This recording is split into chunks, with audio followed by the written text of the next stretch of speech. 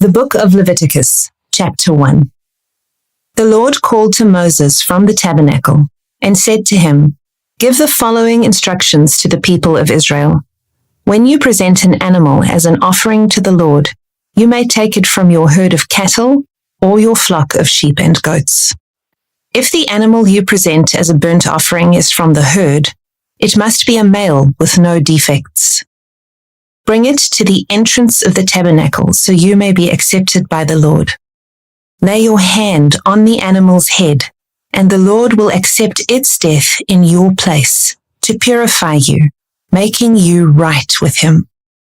Then slaughter the young bull in the Lord's presence, and Aaron's sons, the priests, will present the animal's blood by splattering it against all sides of the altar that stands at the entrance to the tabernacle. Then skin the animal and cut it into pieces. The sons of Aaron the priest will build a wood fire on the altar. They will arrange the pieces of the offering, including the head and fat, on the wood burning on the altar. But the internal organs and the legs must first be washed with water. Then the priest will burn the entire sacrifice on the altar as a burnt offering. It is a special gift, a pleasing aroma to the Lord. If the animal you present as a burnt offering is from the flock, it may be either a sheep or a goat, but it must be a male with no defects. Slaughter the animal on the north side of the altar in the Lord's presence, and Aaron's sons, the priests, will splatter its blood against all sides of the altar. Then cut the animal in pieces, and the priests will arrange the pieces of the offering, including the head and fat, on the wood burning on the altar. But the internal organs and the legs must first be washed with water. Then the priest will burn the entire sacrifice on the altar as a burnt offering. It is a special gift, a pleasing aroma to the Lord. If you present a bird as a burnt offering to the Lord, choose either a turtle dove or a young pigeon. The priest will take the bird to the altar, wring off its head, and burn it on the altar. But first he must drain its blood against the side of the altar. The priest must also remove the crop and the feathers and throw them in the ashes on the east side of the altar. Then, grasping the bird by its wings, the priest will tear the bird open, but without tearing it apart. Then he will burn it as a burnt offering on the wood burning on the altar. It is a special gift, a pleasing aroma to the Lord.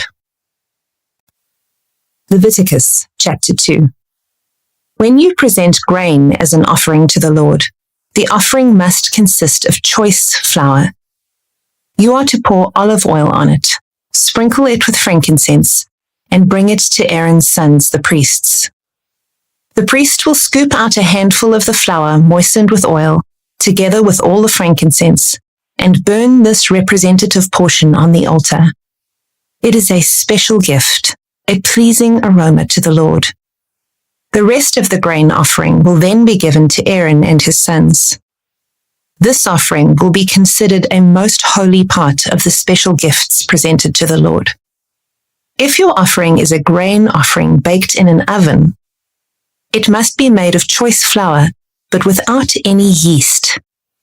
It may be presented in the form of thin cakes mixed with olive oil or wafers spread with olive oil. If your grain offering is cooked on a griddle, it must be made of choice flour mixed with olive oil, but without any yeast. Break it in pieces and pour olive oil on it. It is a grain offering.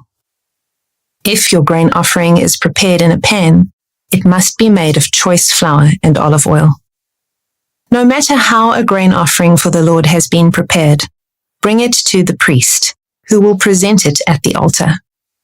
The priest will take a representative portion of the grain offering and burn it on the altar. It is a special gift, a pleasing aroma to the Lord. The rest of the grain offering will then be given to Aaron and his sons as their food. This offering will be considered a most holy part of the special gifts presented to the Lord. Do not use yeast in preparing any of the grain offerings you present to the Lord. because no yeast or honey may be burned as a special gift presented to the Lord.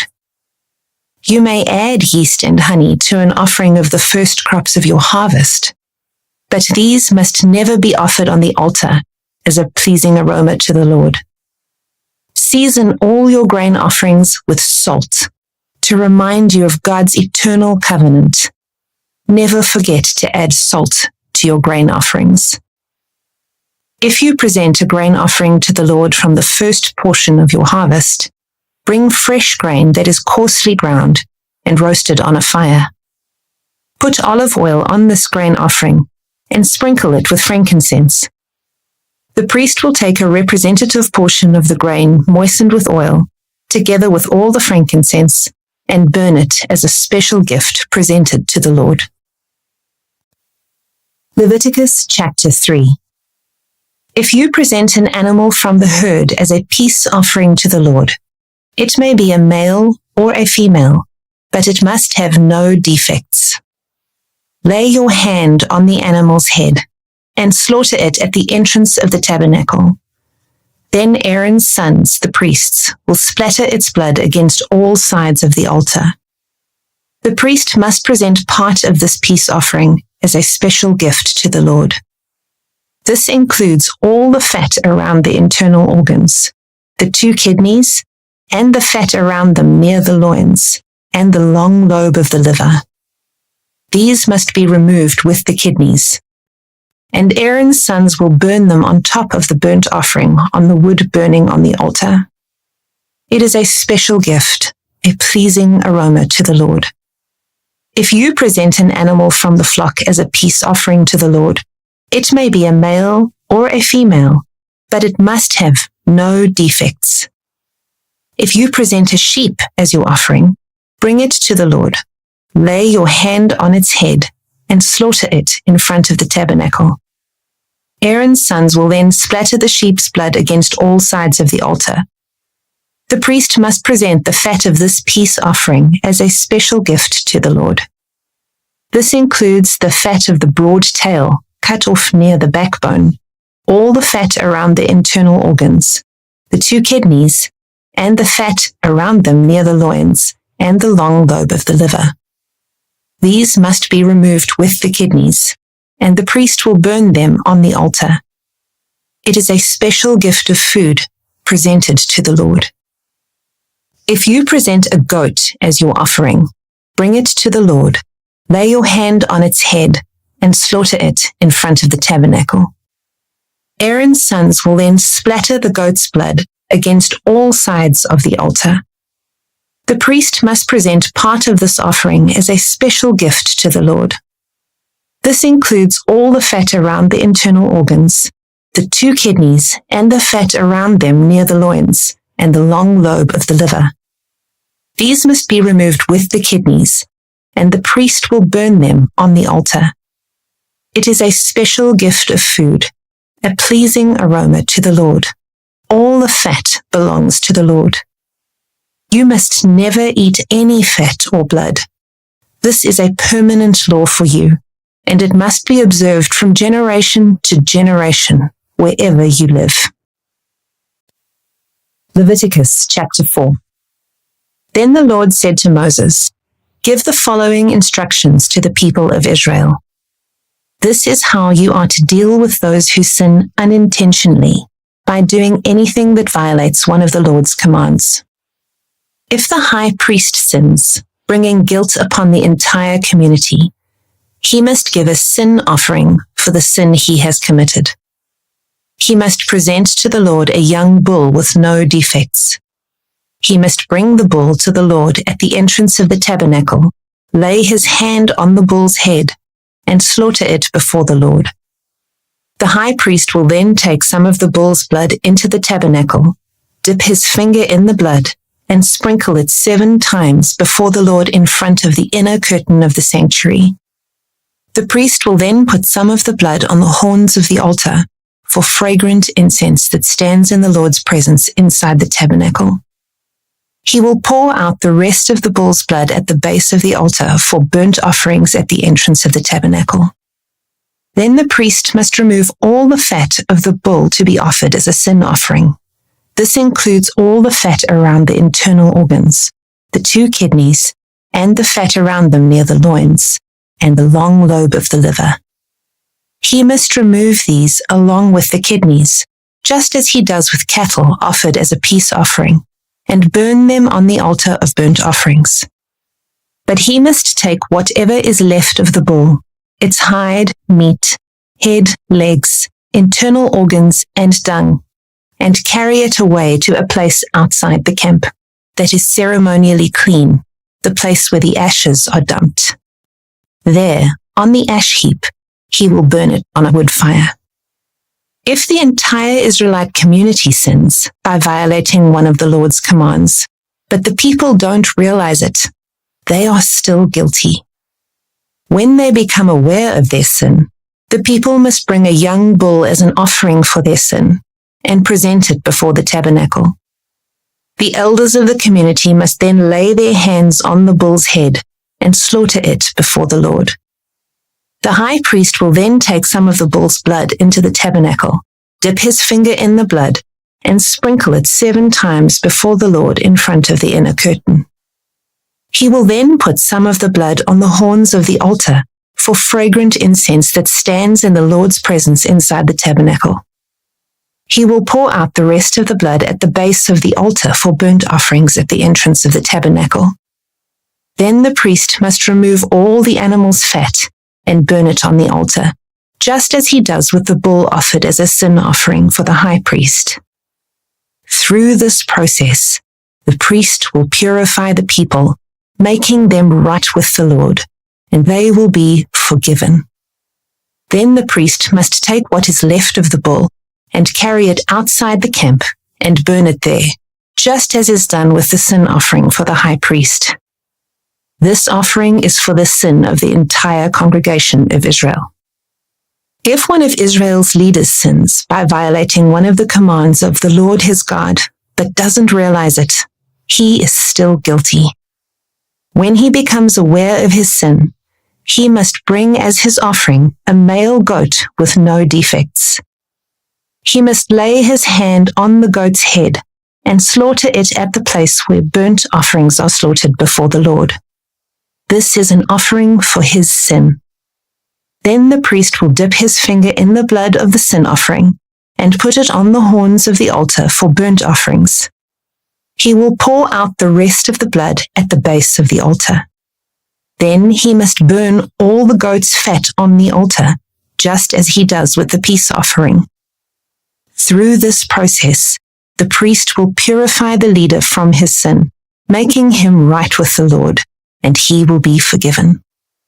If any of the common people sin by violating one of the Lord's commands, but they don't realize it, they are still guilty. When they become aware of their sin, they must bring as an offering for their sin a female goat with no defects. They must lay a hand on the head of the sin offering and slaughter it at the place where burnt offerings are slaughtered. Then the priest will dip his finger in the blood and put it on the horns of the altar for burnt offerings. He will pour out the rest of the blood at the base of the altar. Then he must remove all the goat's fat, just as he does with the fat of the peace offering. He will burn the fat on the altar, and it will be a pleasing aroma to the Lord. Through this process, the priest will purify the people, making them right with the Lord, and they will be forgiven. If the people bring a sheep as their sin offering, it must be a female with no defects. They must lay a hand on the head of the sin offering and slaughter it at the place where burnt offerings are slaughtered. Then the priest will dip his finger in the blood of the sin offering and put it on the horns of the altar for burnt offerings. He will pour out the rest of the blood at the base of the altar. Then he must remove all the sheep's fat, just as he does with the fat of a sheep presented as a peace offering. He will burn the fat on the altar on top of the special gifts presented to the Lord. Through this process, the priest will purify the people from their sin, making them right with the Lord, and they will be forgiven. Leviticus chapter 5. If you are called to testify about something you have seen or that you know about, it is sinful to refuse to testify, and you will be punished for your sin. Or suppose you unknowingly touch something that is ceremonially unclean, such as the carcass of an unclean animal. When you realize what you have done, you must admit your defilement and your guilt. This is true whether it is a wild animal, a domestic animal, or an animal that scurries along the ground. Or suppose you unknowingly touch something that makes a person unclean. When you realize what you have done, you must admit your guilt. Or suppose you make a foolish vow of any kind, whether its purpose is for good or for bad. When you realize its foolishness, you must admit your guilt. When you become aware of your guilt in any of these ways, you must confess your sin. Then you must bring to the Lord as the penalty for your sin a female from the flock, either a sheep or a goat. This is a sin offering with which the priest will purify you from your sin, making you right with the Lord. But if you cannot afford to bring a sheep, you may bring to the Lord 2 turtle doves or 2 young pigeons as the penalty for your sin. One of the birds will be for a sin offering, and the other for a burnt offering. You must bring them to the priest, who will present the first bird as the sin offering. He will wring its neck, but without severing its head from the body. Then he will sprinkle some of the blood of the sin offering against the sides of the altar, and the rest of the blood will be drained out at the base of the altar. This is an offering for sin. The priest will then prepare the second bird as a burnt offering, following all the procedures that have been prescribed. Through this process, the priest will purify you from your sin, making you right with the Lord, and you will be forgiven. If you cannot afford to bring 2 turtle doves or 2 young pigeons, you may bring 2 quarts of choice flour for your sin offering. Since it is an offering for sin, you must not moisten it with olive oil or put any frankincense on it. Take the flour to the priest, who will scoop out a handful as a representative portion. He will burn it on the altar on top of the special gifts presented to the Lord. It is an offering for sin. Through this process, the priest will purify those who are guilty of any of these sins, making them right with the Lord, and they will be forgiven. The rest of the flour will belong to the priest, just as with the grain offering. Then the Lord said to Moses, "If one of you commits a sin by unintentionally defiling the Lord's sacred property, you must bring a guilt offering to the Lord. The offering must be your own ram with no defects, or you may buy one of equal value with silver, as measured by the weight of the sanctuary shekel. You must make restitution for the sacred property you have harmed by paying for the loss, plus an additional 20%. When you give the payment to the priest, he will purify you with the ram sacrificed as a guilt offering, making you right with the Lord, and you will be forgiven. Suppose you sin by violating one of the Lord's commands. Even if you are unaware of what you have done, you are guilty and will be punished for your sin. For a guilt offering, you must bring to the priest your own ram with no defects, or you may buy one of equal value. Through this process, the priest will purify you from your unintentional sin, making you right with the Lord, and you will be forgiven. This is a guilt offering, for you have been guilty of an offense against the Lord." Leviticus chapter 6. Then the Lord said to Moses, "Suppose one of you sins against your associate and is unfaithful to the Lord. Suppose you cheat in a deal involving a security deposit, or you steal or commit fraud, or you find lost property and lie about it, or you lie while swearing to tell the truth, or you commit any other such sin. If you have sinned in any of these ways, you are guilty. You must give back whatever you stole, or the money you took by extortion, or the security deposit, or the lost property you found, or anything obtained by swearing falsely.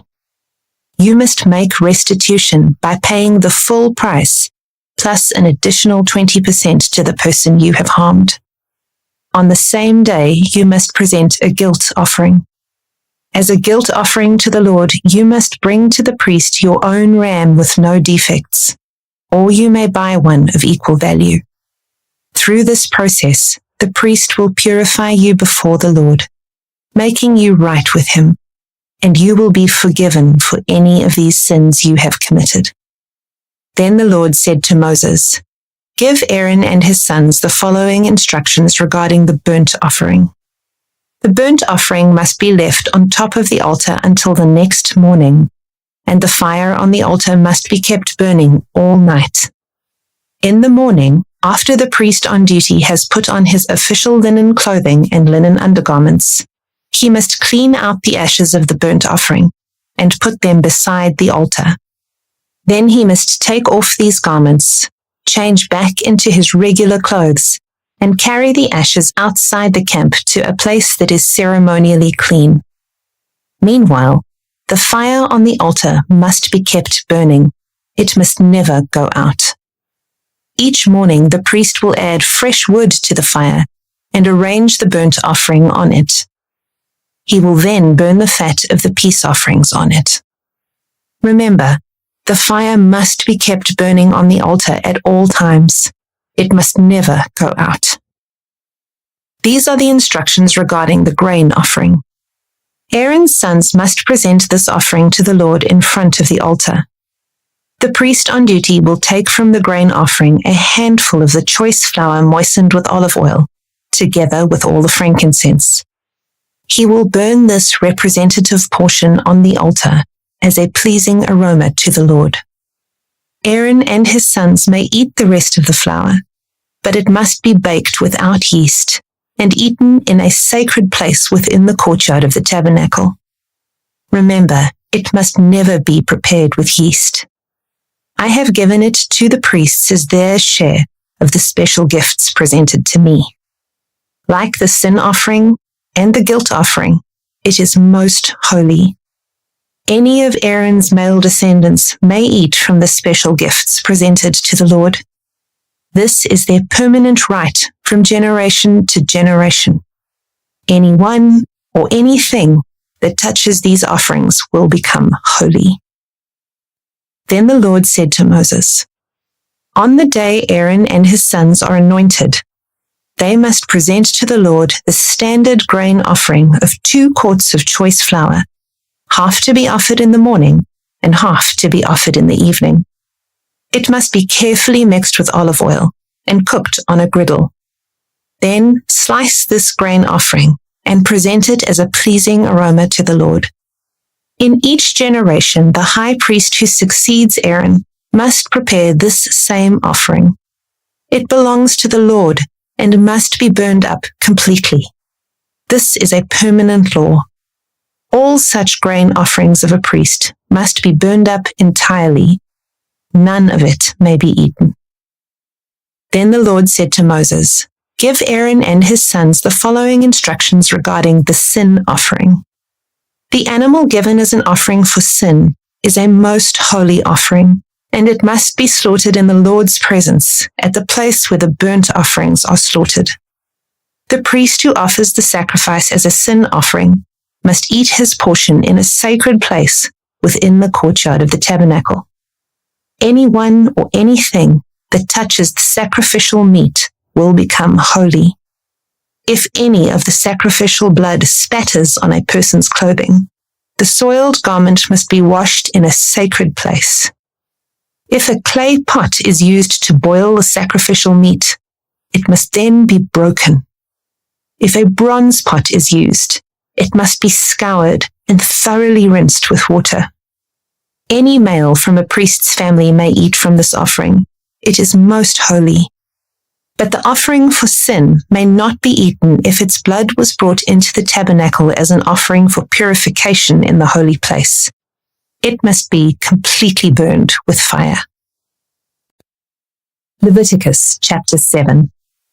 These are the instructions for the guilt offering. It is most holy. The animal sacrificed as a guilt offering must be slaughtered at the place where the burnt offerings are slaughtered, and its blood must be splattered against all sides of the altar. The priest will then offer all its fat on the altar, including the fat of the broad tail, the fat around the internal organs, the 2 kidneys, and the fat around them near the loins, and the long lobe of the liver. These are to be removed with the kidneys, and the priests will burn them on the altar as a special gift presented to the Lord. This is the guilt offering. Any male from a priest's family may eat the meat. It must be eaten in a sacred place, for it is most holy. The same instructions apply to both the guilt offering and the sin offering. Both belong to the priest who uses them to purify someone, making that person right with the Lord. In the case of the burnt offering, the priest may keep the hide of the sacrificed animal. Any grain offering that has been baked in an oven, prepared in a pan, or cooked on a griddle belongs to the priest who presents it. All other grain offerings, whether made of dry flour or flour moistened with olive oil, are to be shared equally among all the priests, the descendants of Aaron. These are the instructions regarding the different kinds of peace offerings that may be presented to the Lord. If you present your peace offering as an expression of thanksgiving, the usual animal sacrifice must be accompanied by various kinds of bread made without yeast, thin cakes mixed with olive oil, wafers spread with oil, and cakes made of choice flour mixed with olive oil. This peace offering of thanksgiving must also be accompanied by loaves of bread made with yeast. One of each kind of bread must be presented as a gift to the Lord.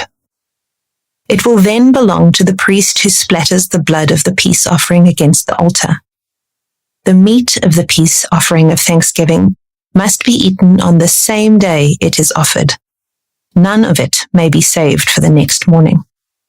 If you bring an offering to fulfill a vow or as a voluntary offering, the meat must be eaten on the same day the sacrifice is offered, but whatever is left over may be eaten on the second day. Any meat left over until the 3rd day must be completely burned up. If any of the meat from the peace offering is eaten on the 3rd day, the person who presented it will not be accepted by the Lord. You will receive no credit for offering it. By then, the meat will be contaminated. If you eat it, you will be punished for your sin. Meat that touches anything ceremonially unclean may not be eaten. It must be completely burned up. The rest of the meat may be eaten, but only by people who are ceremonially clean. If you are ceremonially unclean, and you eat meat from a peace offering that was presented to the Lord, you will be cut off from the community. If you touch anything that is unclean, whether it is human defilement or an unclean animal or any other unclean, detestable thing, and then eat meat from a peace offering presented to the Lord, you will be cut off from the community. Then the Lord said to Moses, "Give the following instructions to the people of Israel. You must never eat fat, whether from cattle, sheep, or goats. The fat of an animal found dead or torn to pieces by wild animals must never be eaten, though it may be used for any other purpose. Anyone who eats fat from an animal presented as a special gift to the Lord will be cut off from the community. No matter where you live, you must never consume the blood of any bird or animal. Anyone who consumes blood will be cut off from the community." Then the Lord said to Moses, "Give the following instructions to the people of Israel. When you present a peace offering to the Lord, bring part of it as a gift to the Lord. Present it to the Lord with your own hands as a special gift to the Lord. Bring the fat of the animal together with the breast, and lift up the breast as a special offering to the Lord. Then the priest will burn the fat on the altar, but the breast will belong to Aaron and his descendants. Give the right thigh of your peace offering to the priest as a gift.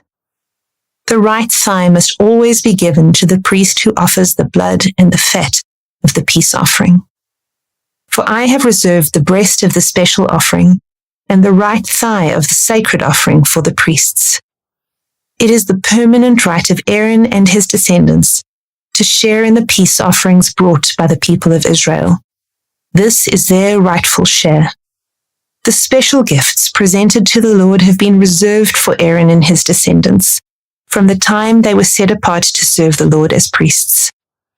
On the day they were anointed, the Lord commanded the Israelites to give these portions to the priests as their permanent share from generation to generation. These are the instructions for the burnt offering, the grain offering, the sin offering, and the guilt offering, as well as the ordination offering and the peace offering. The Lord gave these instructions to Moses on Mount Sinai when he commanded the Israelites to present their offerings to the Lord in the wilderness of Sinai. Leviticus chapter 8. Then the Lord said to Moses, "Bring Aaron and his sons, along with their sacred garments, the anointing oil, the bull for the sin offering, the 2 rams, and the basket of bread made without yeast, and call the entire community of Israel together at the entrance of the tabernacle." So Moses followed the Lord's instructions, and the whole community assembled at the tabernacle entrance. Moses announced to them, "This is what the Lord has commanded us to do." Then he presented Aaron and his sons and washed them with water. He put the official tunic on Aaron and tied the sash around his waist. He dressed him in the robe, placed the ephod on him, and attached the ephod securely with its decorative sash. Then Moses placed the chest piece on Aaron and put the Urim and the Thummim inside it. He placed the turban on Aaron's head and attached the gold medallion, the badge of holiness, to the front of the turban, just as the Lord had commanded him. Then Moses took the anointing oil and anointed the tabernacle and everything in it, making them holy. He sprinkled the oil on the altar 7 times, anointing it and all its utensils, as well as the wash basin and its stand, making them holy. Then he poured some of the anointing oil on Aaron's head, anointing him and making him holy for his work. Next, Moses presented Aaron's sons. He clothed them in their tunics, tied their sashes around them, and put their special head coverings on them, just as the Lord had commanded him. Then Moses presented the bull for the sin offering. Aaron and his sons laid their hands on the bull's head, and Moses slaughtered it. Moses took some of the blood, and with his finger he put it on the 4 horns of the altar to purify it. He poured out the rest of the blood at the base of the altar. Through this process, he made the altar holy by purifying it. Then Moses took all the fat around the internal organs, the long lobe of the liver, and the 2 kidneys and the fat around them, and he burned it all on the altar. He took the rest of the bull, including its hide, meat, and dung, and burned it on a fire outside the camp, just as the Lord had commanded him. Then Moses presented the ram for the burnt offering. Aaron and his sons laid their hands on the ram's head, and Moses slaughtered it. Then Moses took the ram's blood and splattered it against all sides of the altar. Then he cut the ram into pieces, and he burned the head, some of its pieces, and the fat on the altar. After washing the internal organs and the legs with water, Moses burned the entire ram on the altar as a burnt offering. It was a pleasing aroma, a special gift presented to the Lord, just as the Lord had commanded him. Then Moses presented the other ram, which was the ram of ordination. Aaron and his sons laid their hands on the ram's head, and Moses slaughtered it. Then Moses took some of its blood and applied it to the lobe of Aaron's right ear, the thumb of his right hand, and the big toe of his right foot. Next, Moses presented Aaron's sons and applied some of the blood to the lobes of their right ears, the thumbs of their right hands, and the big toes of their right feet. He then splattered the rest of the blood against all sides of the altar. Next, Moses took the fat, including the fat of the broad tail, the fat around the internal organs, the long lobe of the liver, and the 2 kidneys and the fat around them, along with the right thigh. On top of these, he placed a thin cake of bread made without yeast, a cake of bread mixed with olive oil, and a wafer spread with olive oil. All these were taken from the basket of bread made without yeast that was placed in the Lord's presence. He put all these in the hands of Aaron and his sons, and he lifted these gifts as a special offering to the Lord. Moses then took all the offerings back from them and burned them on the altar on top of the burnt offering. This was the ordination offering. It was a pleasing aroma, a special gift presented to the Lord. Then Moses took the breast and lifted it up as a special offering to the Lord. This was Moses' portion of the ram of ordination, just as the Lord had commanded him. Next, Moses took some of the anointing oil and some of the blood that was on the altar, and he sprinkled them on Aaron and his garments, and on his sons and their garments. In this way, he made Aaron and his sons and their garments holy. Then Moses said to Aaron and his sons, "Boil the remaining meat of the offerings at the tabernacle entrance, and eat it there, along with the bread that is in the basket of offerings for the ordination, just as I commanded when I said, Aaron and his sons will eat it. Any meat or bread that is left over must then be burned up. You must not leave the tabernacle entrance for 7 days, for that is when the ordination ceremony will be completed. Everything we have done today was commanded by the Lord in order to purify you, making you right with him. Now stay at the entrance of the tabernacle, day and night for 7 days, and do everything the Lord requires. If you fail to do this, you will die, for this is what the Lord has commanded." So Aaron and his sons did everything the Lord had commanded through Moses. Leviticus chapter 9. After the ordination ceremony, on the 8th day, Moses called together Aaron and his sons and the elders of Israel. He said to Aaron, "Take a young bull for a sin offering, and a ram for a burnt offering, both without defects, and present them to the Lord. Then tell the Israelites, take a male goat for a sin offering, and take a calf and a lamb, both a year old and without defects, for a burnt offering. Also take a bull and a ram for a peace offering, and flour moistened with olive oil for a grain offering. Present all these offerings to the Lord, because the Lord will appear to you today." So the people presented all these things at the entrance of the tabernacle, just as Moses had commanded. Then the whole community came forward and stood before the Lord. And Moses said, "This is what the Lord has commanded you to do, so that the glory of the Lord may appear to you." Then Moses said to Aaron, "Come to the altar and sacrifice your sin offering and your burnt offering to purify yourself and the people. Then present the offerings of the people to purify them, making them right with the Lord, just as he has commanded." So Aaron went to the altar and slaughtered the calf as a sin offering for himself. His sons brought him the blood, and he dipped his finger in it and put it on the horns of the altar. He poured out the rest of the blood at the base of the altar. Then he burned on the altar the fat the kidneys, and the long lobe of the liver from the sin offering, just as the Lord had commanded Moses. The meat and the hide, however, he burned outside the camp. Next, Aaron slaughtered the animal for the burnt offering. His sons brought him the blood, and he splattered it against all sides of the altar. Then they handed him each piece of the burnt offering, including the head, and he burned them on the altar.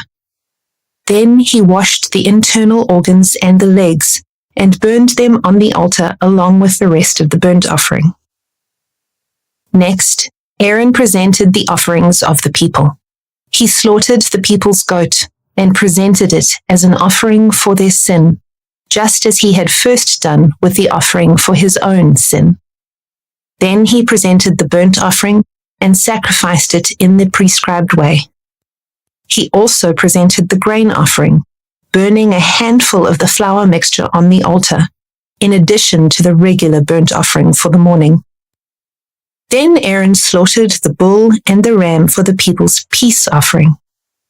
His sons brought him the blood, and he splattered it against all sides of the altar.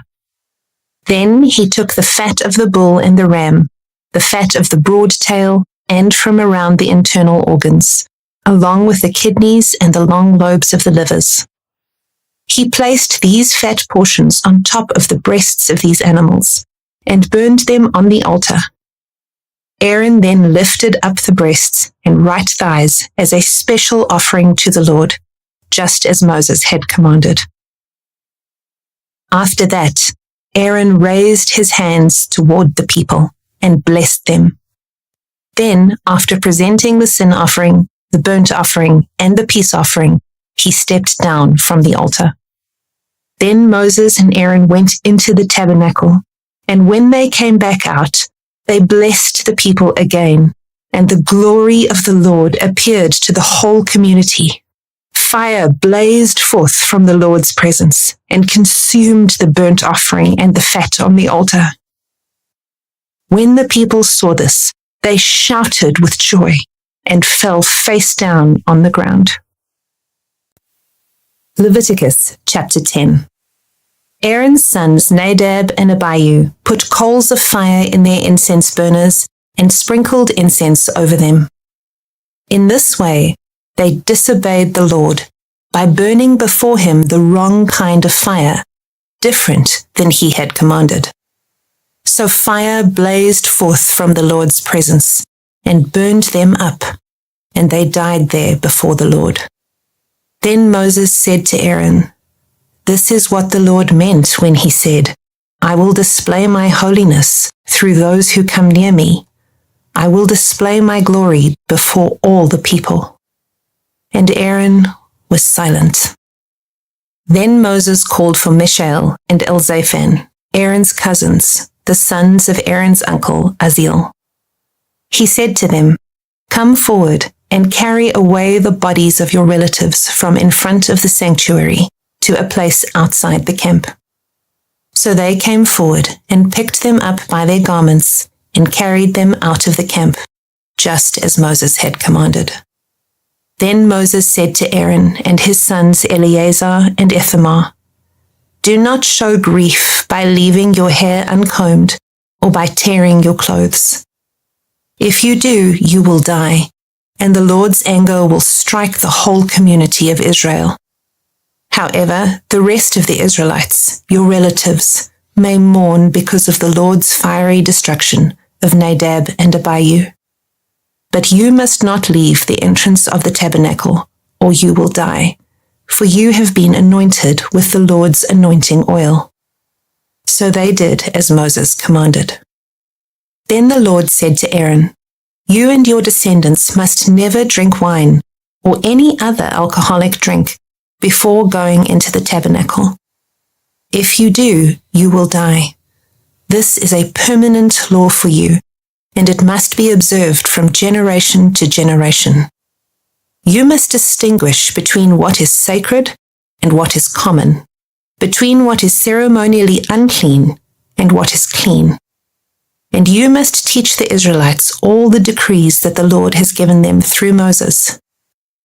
Then Moses said to Aaron and his remaining sons, Eleazar and Ithamar. Take what is left of the grain offering, after a portion has been presented as a special gift to the Lord, and eat it beside the altar. Make sure it contains no yeast, for it is most holy. You must eat it in a sacred place, for it has been given to you and your descendants as your portion of the special gifts presented to the Lord. These are the commands I have been given. But the breast and thigh that were lifted up as a special offering may be eaten in any place that is ceremonially clean. These parts have been given to you and your descendants as your portion of the peace offerings presented by the people of Israel. You must lift up the thigh and breast as a special offering to the Lord, along with the fat of the special gifts. These parts will belong to you and your descendants as your permanent right, just as the Lord has commanded. Moses then asked them what had happened to the goat of the sin offering. When he discovered it had been burned up, he became very angry with Eleazar and Ithamar, Aaron's remaining sons. "Why didn't you eat the sin offering in the sacred area?" he demanded. "It is a holy offering. The Lord has given it to you to remove the guilt of the community and to purify the people, making them right with the Lord. Since the animal's blood was not brought into the holy place, you should have eaten the meat in the sacred area, as I ordered you." Then Aaron answered Moses, "Today my sons presented both their sin offering and their burnt offering to the Lord. And yet this tragedy has happened to me. If I had eaten the people's sin offering on such a tragic day as this, would the Lord have been pleased?" And when Moses heard this, he was satisfied. Leviticus chapter 11. Then the Lord said to Moses and Aaron, "Give the following instructions to the people of Israel. Of all the land animals, these are the ones you may use for food. You may eat any animal that has completely split hooves and choose the cud. You may not, however, eat the following animals that have split hooves or that chew the cud, but not both. The camel chews the cud, but does not have split hooves, so it is ceremonially unclean for you. The hyrax chews the cud, but does not have split hooves, so it is unclean. The hare chews the cud, but does not have split hooves, so it is unclean. The pig has evenly split hooves, but does not chew the cud, so it is unclean.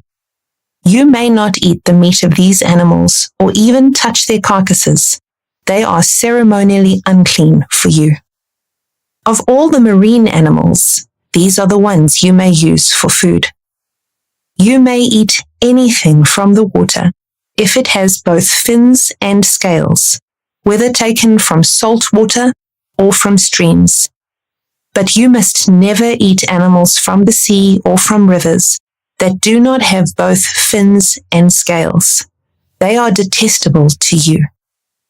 This applies both to little creatures that live in shallow water and to all creatures that live in deep water. They will always be detestable to you. You must never eat their meat or even touch their dead bodies. Any marine animal that does not have both fins and scales is detestable to you. These are the birds that are detestable to you. You must never eat them. The griffin vulture, the bearded vulture, the black vulture, the kite, falcons of all kinds, ravens of all kinds, the eagle owl, the short-eared owl, the seagull, hawks of all kinds, the little owl, the cormorant, the great owl, the barn owl, the desert owl, the Egyptian vulture, the stork, herons of all kinds, the hoopoe, and the bat. You must not eat winged insects that walk along the ground. They are detestable to you. You may, however, eat winged insects that walk along the ground and have jointed legs so they can jump. The insects you are permitted to eat include all kinds of locusts, bald locusts, crickets, and grasshoppers. All other winged insects that walk along the ground are detestable to you. The following creatures will make you ceremonially unclean. If any of you touch their carcasses, you will be defiled until evening. If you pick up their carcasses, you must wash your clothes, and you will remain defiled until evening. Any animal that has split hooves that are not evenly divided, or that does not chew the cud, is unclean for you. If you touch the carcass of such an animal, you will be defiled. Of the animals that walk on all fours, those that have paws are unclean. If you touch the carcass of such an animal, you will be defiled until evening.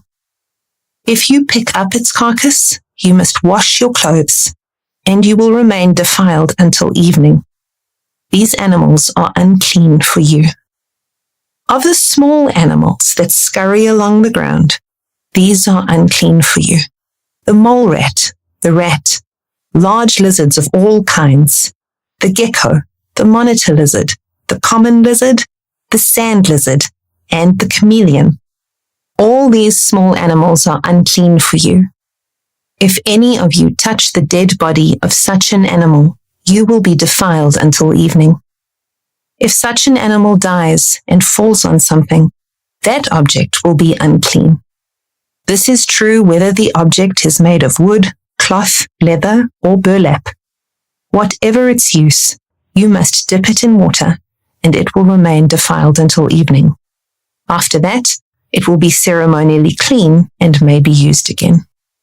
If such an animal falls into a clay pot, everything in the pot will be defiled, and the pot must be smashed. If the water from such a container spills on any food, the food will be defiled, and any beverage in such a container will be defiled. Any object on which the carcass of such an animal falls will be defiled. If it is an oven or hearth, it must be destroyed, for it is defiled, and you must treat it accordingly.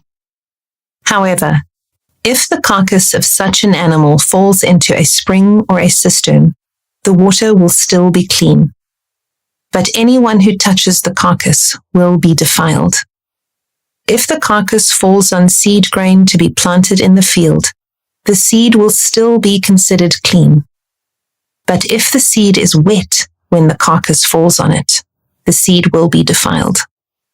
If an animal you are permitted to eat dies, and you touch its carcass, you will be defiled until evening. If you eat any of its meat, or carry away its carcass, you must wash your clothes, and you will remain defiled until evening. All small animals that scurry along the ground are detestable, and you must never eat them. This includes all animals that slither along on their bellies, as well as those with 4 legs and those with many feet. All such animals that scurry along the ground are detestable, and you must never eat them. Do not defile yourselves by touching them. You must not make yourselves ceremonially unclean because of them, for I am the Lord your God. You must consecrate yourselves and be holy, because I am holy. So do not defile yourselves with any of these small animals that scurry along the ground.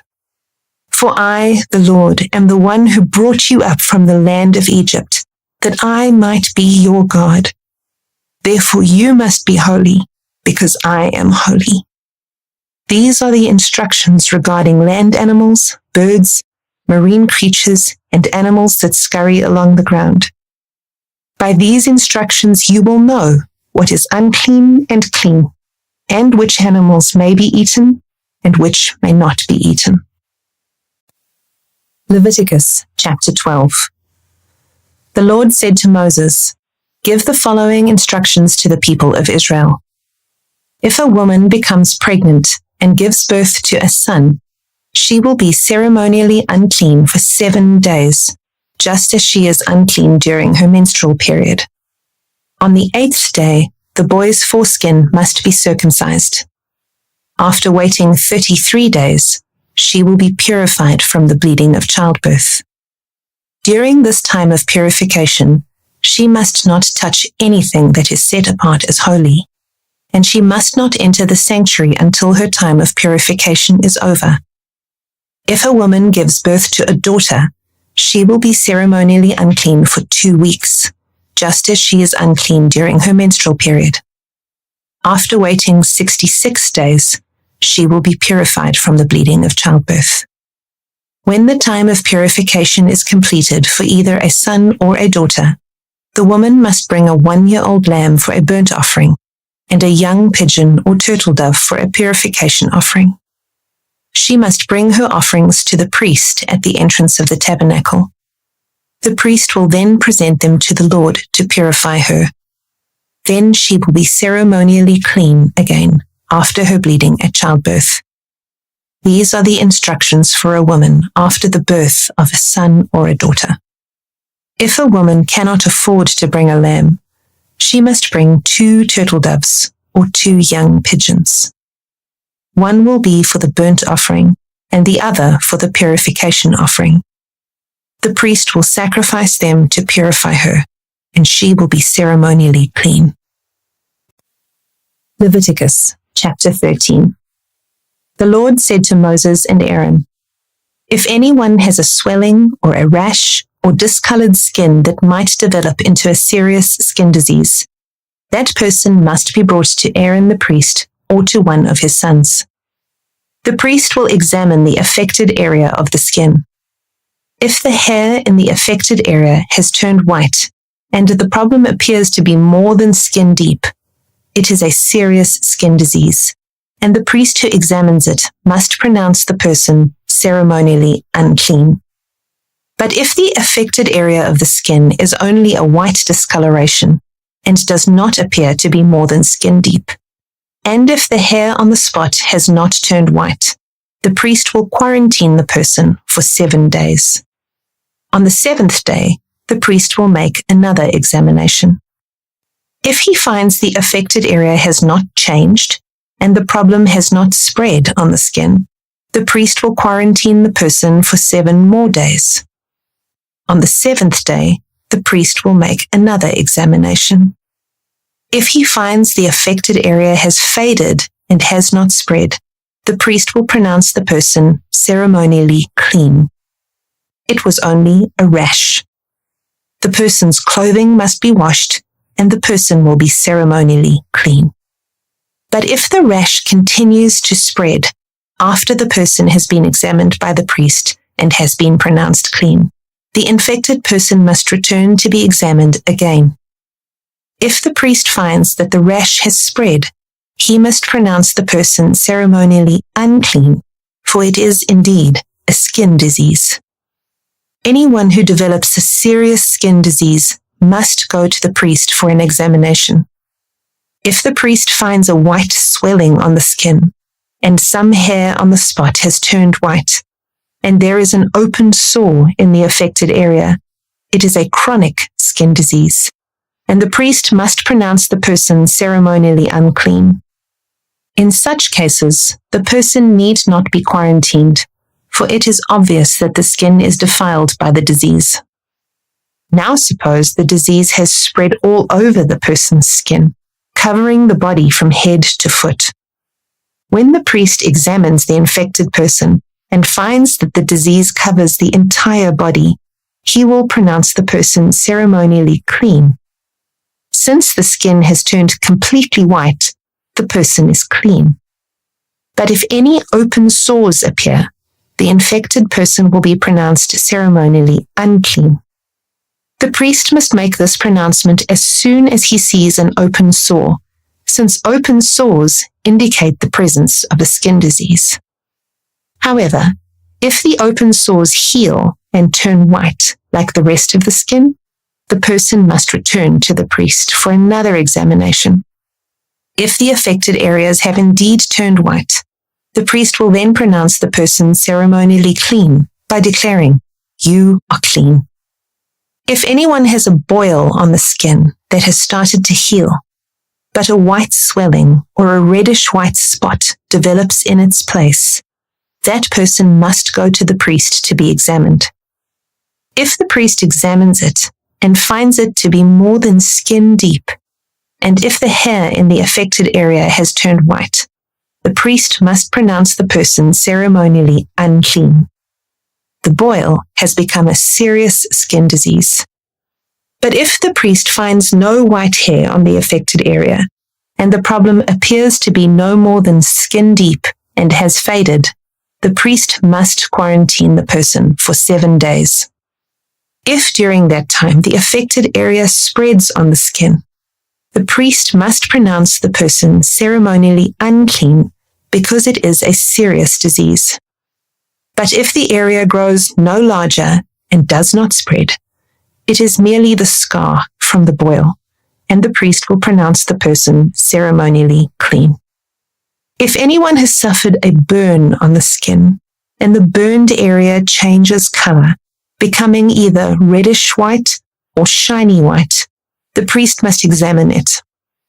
If he finds that the hair in the affected area has turned white, and the problem appears to be more than skin deep, a skin disease has broken out in the burn. The priest must then pronounce the person ceremonially unclean, for it is clearly a serious skin disease. But if the priest finds no white hair on the affected area, and the problem appears to be no more than skin deep and has faded, the priest must quarantine the infected person for 7 days. On the 7th day, the priest must examine the person again. If the affected area has spread on the skin, the priest must pronounce that person ceremonially unclean, for it is clearly a serious skin disease. But if the affected area has not changed or spread on the skin and has faded, it is simply a swelling from the burn. The priest will then pronounce the person ceremonially clean, for it is only the scar from the burn. If anyone, either a man or woman, has a sore on the head or chin, the priest must examine it. If he finds it is more than skin deep and has fine yellow hair on it, the priest must pronounce the person ceremonially unclean. It is a scabby sore of the head or chin. If the priest examines the scabby sore and finds that it is only skin deep, but there is no black hair on it, he must quarantine the person for 7 days. On the 7th day, the priest must examine the sore again. If he finds that the scabby sore has not spread, and there is no yellow hair on it, and it appears to be only skin deep, the person must shave off all hair except the hair on the affected area. Then the priest must quarantine the person for another 7 days. On the 7th day, he will examine the sore again. If it has not spread and appears to be no more than skin deep, the priest will pronounce the person ceremonially clean. The person's clothing must be washed, and the person will be ceremonially clean. But if the scabby sore begins to spread after the person is pronounced clean, the priest must do another examination. If he finds that the sore has spread, the priest does not need to look for yellow hair. The infected person is ceremonially unclean. But if the color of the scabby sore does not change and black hair has grown on it, it has healed. The priest will then pronounce the person ceremonially clean. If anyone, either a man or woman, has shiny white patches on the skin, the priest must examine the affected area. If he finds that the shiny patches are only pale white, this is a harmless skin rash, and the person is ceremonially clean. If a man loses his hair and his head becomes bald, he is still ceremonially clean. And if he loses hair on his forehead, he simply has a bald forehead, he is still clean. However, if a reddish-white sore appears on the bald area on top of his head or on his forehead, this is a skin disease. The priest must examine him, and if he finds swelling around the reddish-white sore anywhere on the man's head, and it looks like a skin disease, the man is indeed infected with a skin disease and is unclean. the priest must pronounce him ceremonially unclean because of the sore on his head. Those who suffer from a serious skin disease must tear their clothing and leave their hair uncombed. They must cover their mouth and call out, "Unclean, unclean." As long as the serious disease lasts, they will be ceremonially unclean. They must live in isolation in their place outside the camp. Now suppose mildew contaminates some woolen or linen clothing, woolen or linen fabric, the hide of an animal, or anything made of leather. If the contaminated area in the clothing, the animal hide, the fabric, or the leather article has turned greenish or reddish, it is contaminated with mildew and must be shown to the priest. After examining the affected spot, the priest will put the article in quarantine for 7 days. On the 7th day, the priest must inspect it again. If the contaminated area has spread, the clothing or fabric or leather is clearly contaminated by a serious mildew and is ceremonially unclean. The priest must burn the item, the clothing, the woolen or linen fabric, or piece of leather, for it has been contaminated by a serious mildew. It must be completely destroyed by fire. But if the priest examines it and finds that the contaminated area has not spread in the clothing, the fabric, or the leather, the priest will order the object to be washed and then quarantined for 7 more days. Then the priest must examine the object again. If he finds that the contaminated area has not changed color after being washed, even if it did not spread, the object is defiled. It must be completely burned up, whether the contaminated spot is on the inside or outside. But if the priest examines it and finds that the contaminated area has faded after being washed, he must cut the spot from the clothing, the fabric, or the leather. If the spot later reappears on the clothing, the fabric, or the leather article, the mildew is clearly spreading and the contaminated object must be burned up. But if the spot disappears from the clothing, the fabric, or the leather article after it has been washed, it must be washed again. Then it will be ceremonially clean. These are the instructions for dealing with mildew that contaminates woolen or linen clothing or fabric or anything made of leather. This is how the priest will determine whether these items are ceremonially clean or unclean. Leviticus chapter 14. And the Lord said to Moses, "The following instructions are for those seeking ceremonial purification from a skin disease. Those who have been healed must be brought to the priest, who will examine them at a place outside the camp. If the priest finds that someone has been healed of a serious skin disease, he will perform a purification ceremony using 2 live birds that are ceremonially clean, a stick of cedar, some scarlet yarn, and a hyssop branch. The priest will order that 1 bird be slaughtered over a clay pot filled with fresh water. He will take the live bird, the cedar stick, the scarlet yarn, and the hyssop branch, and dip them into the blood of the bird that was slaughtered over the fresh water. The priest will then sprinkle the blood of the dead bird 7 times on the person being purified of the skin disease. When the priest has purified the person, he will release the live bird in the open field to fly away. The persons being purified must then wash their clothes, shave off all their hair, and bathe themselves in water. Then they will be ceremonially clean and may return to the camp. However, they must remain outside their tents for 7 days. On the 7th day, they must again shave all the hair from their heads, including the hair of the beard and eyebrows. They must also wash their clothes and bathe themselves in water. Then they will be ceremonially clean. On the 8th day, each person being purified must bring 2 male lambs and a 1-year-old female lamb, all with no defects, along with a grain offering of 6 quarts of choice flour, moistened with olive oil, and a cup of olive oil. Then the officiating priest will present that person for purification, along with the offerings, before the Lord at the entrance of the tabernacle. The priest will take one of the male lambs and the olive oil and present them as a guilt offering, lifting them up as a special offering before the Lord. He will then slaughter the male lamb in the sacred area where sin offerings and burnt offerings are slaughtered. As with the sin offering, the guilt offering belongs to the priest. It is a most holy offering. The priest will then take some of the blood of the guilt offering and apply it to the lobe of the right ear, the thumb of the right hand, and the big toe of the right foot of the person being purified. Then the priest will pour some of the olive oil into the palm of his own left hand.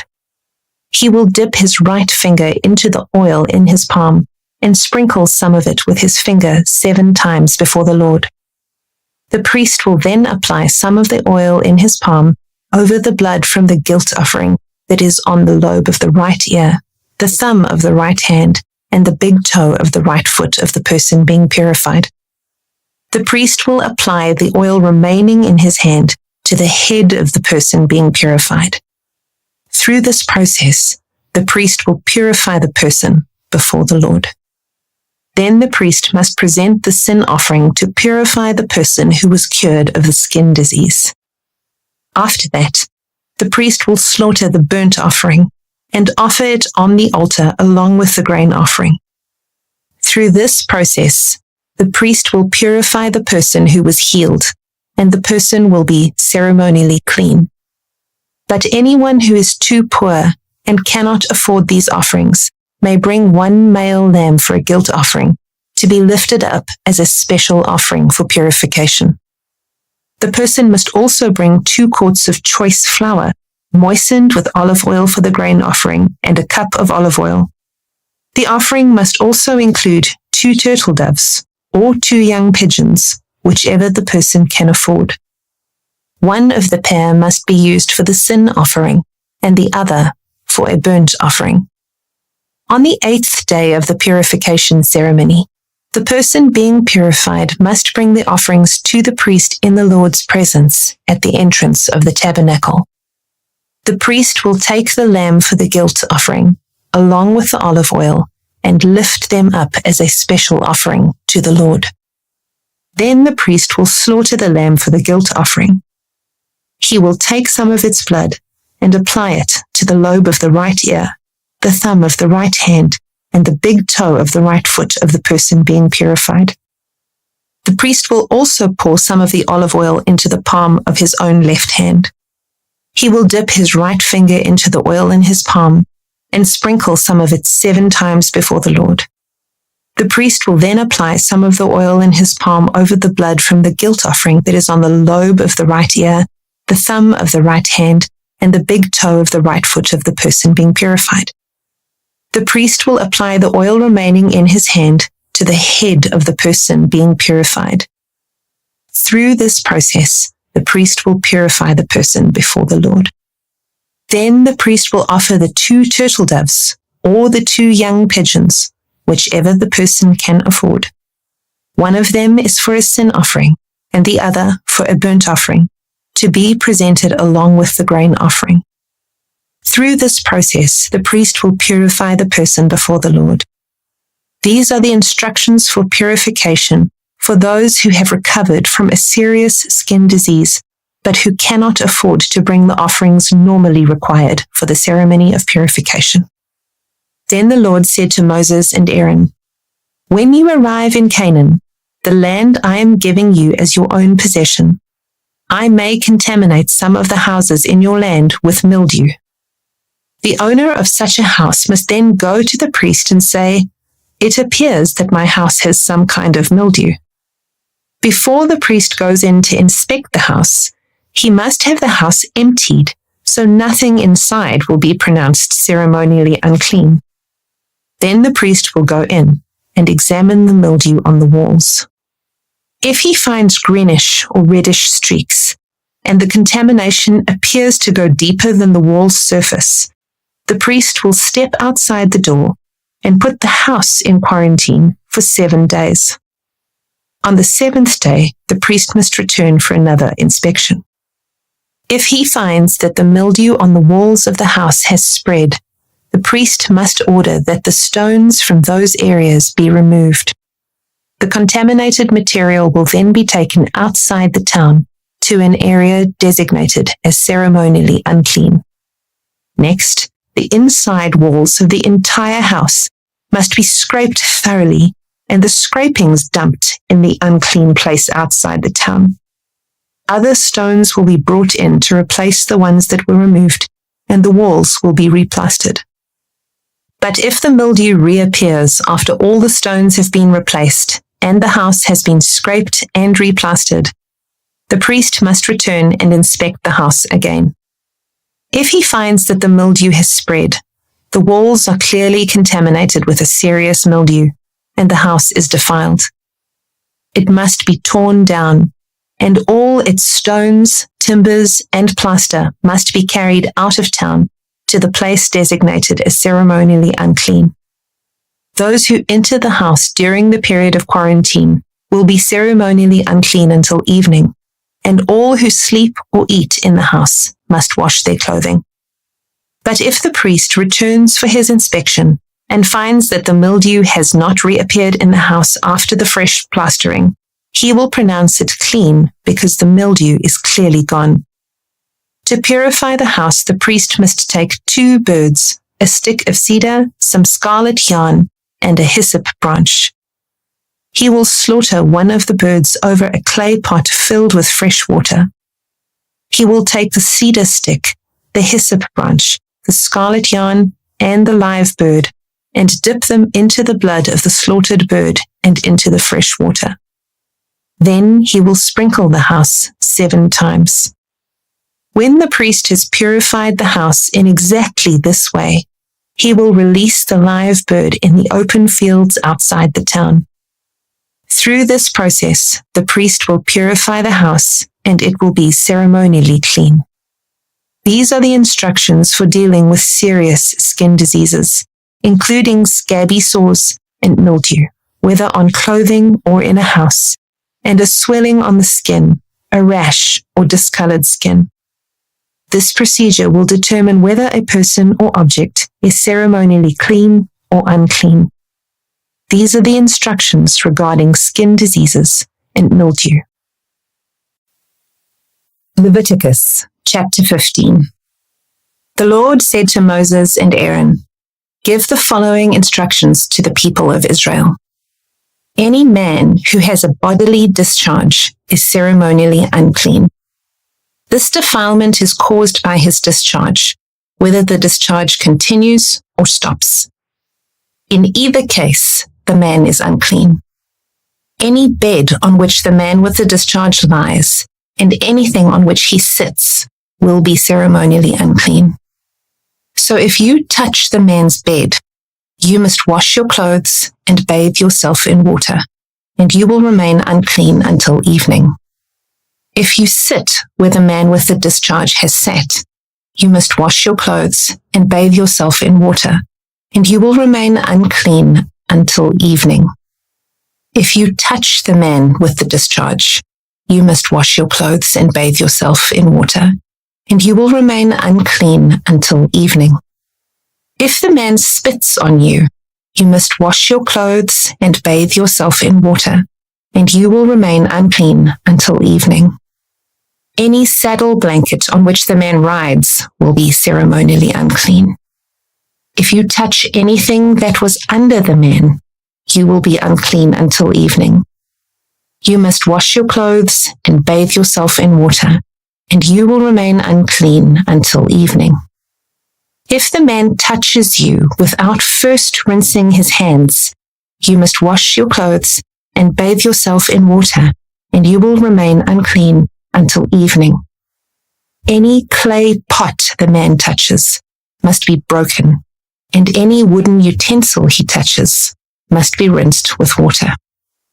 When the man with the discharge is healed, he must count off 7 days for the period of purification. Then he must wash his clothes and bathe himself in fresh water, and he will be ceremonially clean. On the 8th day, he must get 2 turtle doves or 2 young pigeons, and come before the Lord at the entrance of the tabernacle, and give his offerings to the priest. The priest will offer 1 bird for a sin offering, and the other for a burnt offering. Through this process, the priest will purify the man before the Lord for his discharge. Whenever a man has an emission of semen, he must bathe his entire body in water, and he will remain ceremonially unclean until the next evening. Any clothing or leather with semen on it must be washed in water, and it will remain unclean until evening. After a man and a woman have sexual intercourse, they must each bathe in water, and they will remain unclean until the next evening. Whenever a woman has her menstrual period, she will be ceremonially unclean for 7 days. Anyone who touches her during that time will be unclean until evening. Anything on which the woman lies or sits during the time of her period will be unclean. If any of you touch her bed, you must wash your clothes and bathe yourself in water, and you will remain unclean until evening. If you touch any object she has sat on, you must wash your clothes and bathe yourself in water, and you will remain unclean until evening. This includes her bed or any other object she has sat on. You will be unclean until evening if you touch it. If a man has sexual intercourse with her and her blood touches him, her menstrual impurity will be transmitted to him. He will remain unclean for 7 days, and any bed on which he lies will be unclean. If a woman has a flow of blood for many days that is unrelated to her menstrual period, or if the blood continues beyond the normal period, she is ceremonially unclean. As during her menstrual period, the woman will be unclean as long as the discharge continues. Any bed she lies on and any object she sits on during that time will be unclean, just as during her normal menstrual period. If any of you touch these things, you will be ceremonially unclean. You must wash your clothes and bathe yourself in water, and you will remain unclean until evening. When the woman's bleeding stops, she must count off 7 days. Then she will be ceremonially clean. On the 8th day, she must bring 2 turtle doves or 2 young pigeons and present them to the priest at the entrance of the tabernacle. The priest will offer one for a sin offering and the other for a burnt offering. Through this process, the priest will purify her before the Lord for the ceremonial impurity caused by her bleeding. This is how you will guard the people of Israel from ceremonial uncleanness. Otherwise, they would die, for their impurity would defile my tabernacle that stands among them. These are the instructions for dealing with anyone who has a bodily discharge, a man who is unclean because of an emission of semen, or a woman during her menstrual period. It applies to any man or woman who has a bodily discharge, and to a man who has sexual intercourse with a woman who is ceremonially unclean. Leviticus chapter 16. The Lord spoke to Moses after the death of Aaron's 2 sons, who died after they entered the Lord's presence and burned the wrong kind of fire before him. The Lord said to Moses, "Warn your brother Aaron not to enter the most holy place behind the inner curtain whenever he chooses. If he does, he will die. For the ark's cover, the place of atonement, is there, and I myself am present in the cloud above the atonement cover. When Aaron enters the sanctuary area, he must follow these instructions fully. He must bring a young bull for a sin offering and a ram for a burnt offering. He must put on his linen tunic and the linen undergarments worn next to his body. He must tie the linen sash around his waist and put the linen turban on his head. These are sacred garments, so he must bathe himself in water before he puts them on.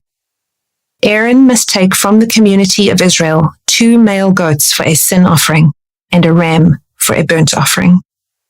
Aaron will present his own bull as a sin offering to purify himself and his family, making them right with the Lord. Then he must take the 2 male goats and present them to the Lord at the entrance of the tabernacle.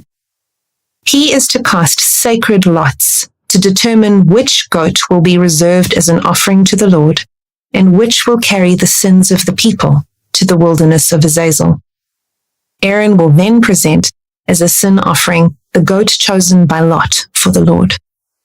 The other goat, the scapegoat, chosen by lot to be sent away, will be kept alive, standing before the Lord. When it is sent away to Azazel in the wilderness, the people will be purified and made right with the Lord. Aaron will present his own bull as a sin offering to purify himself and his family, making them right with the Lord. After he has slaughtered the bull as a sin offering, he will fill an incense burner with burning coals from the altar that stands before the Lord.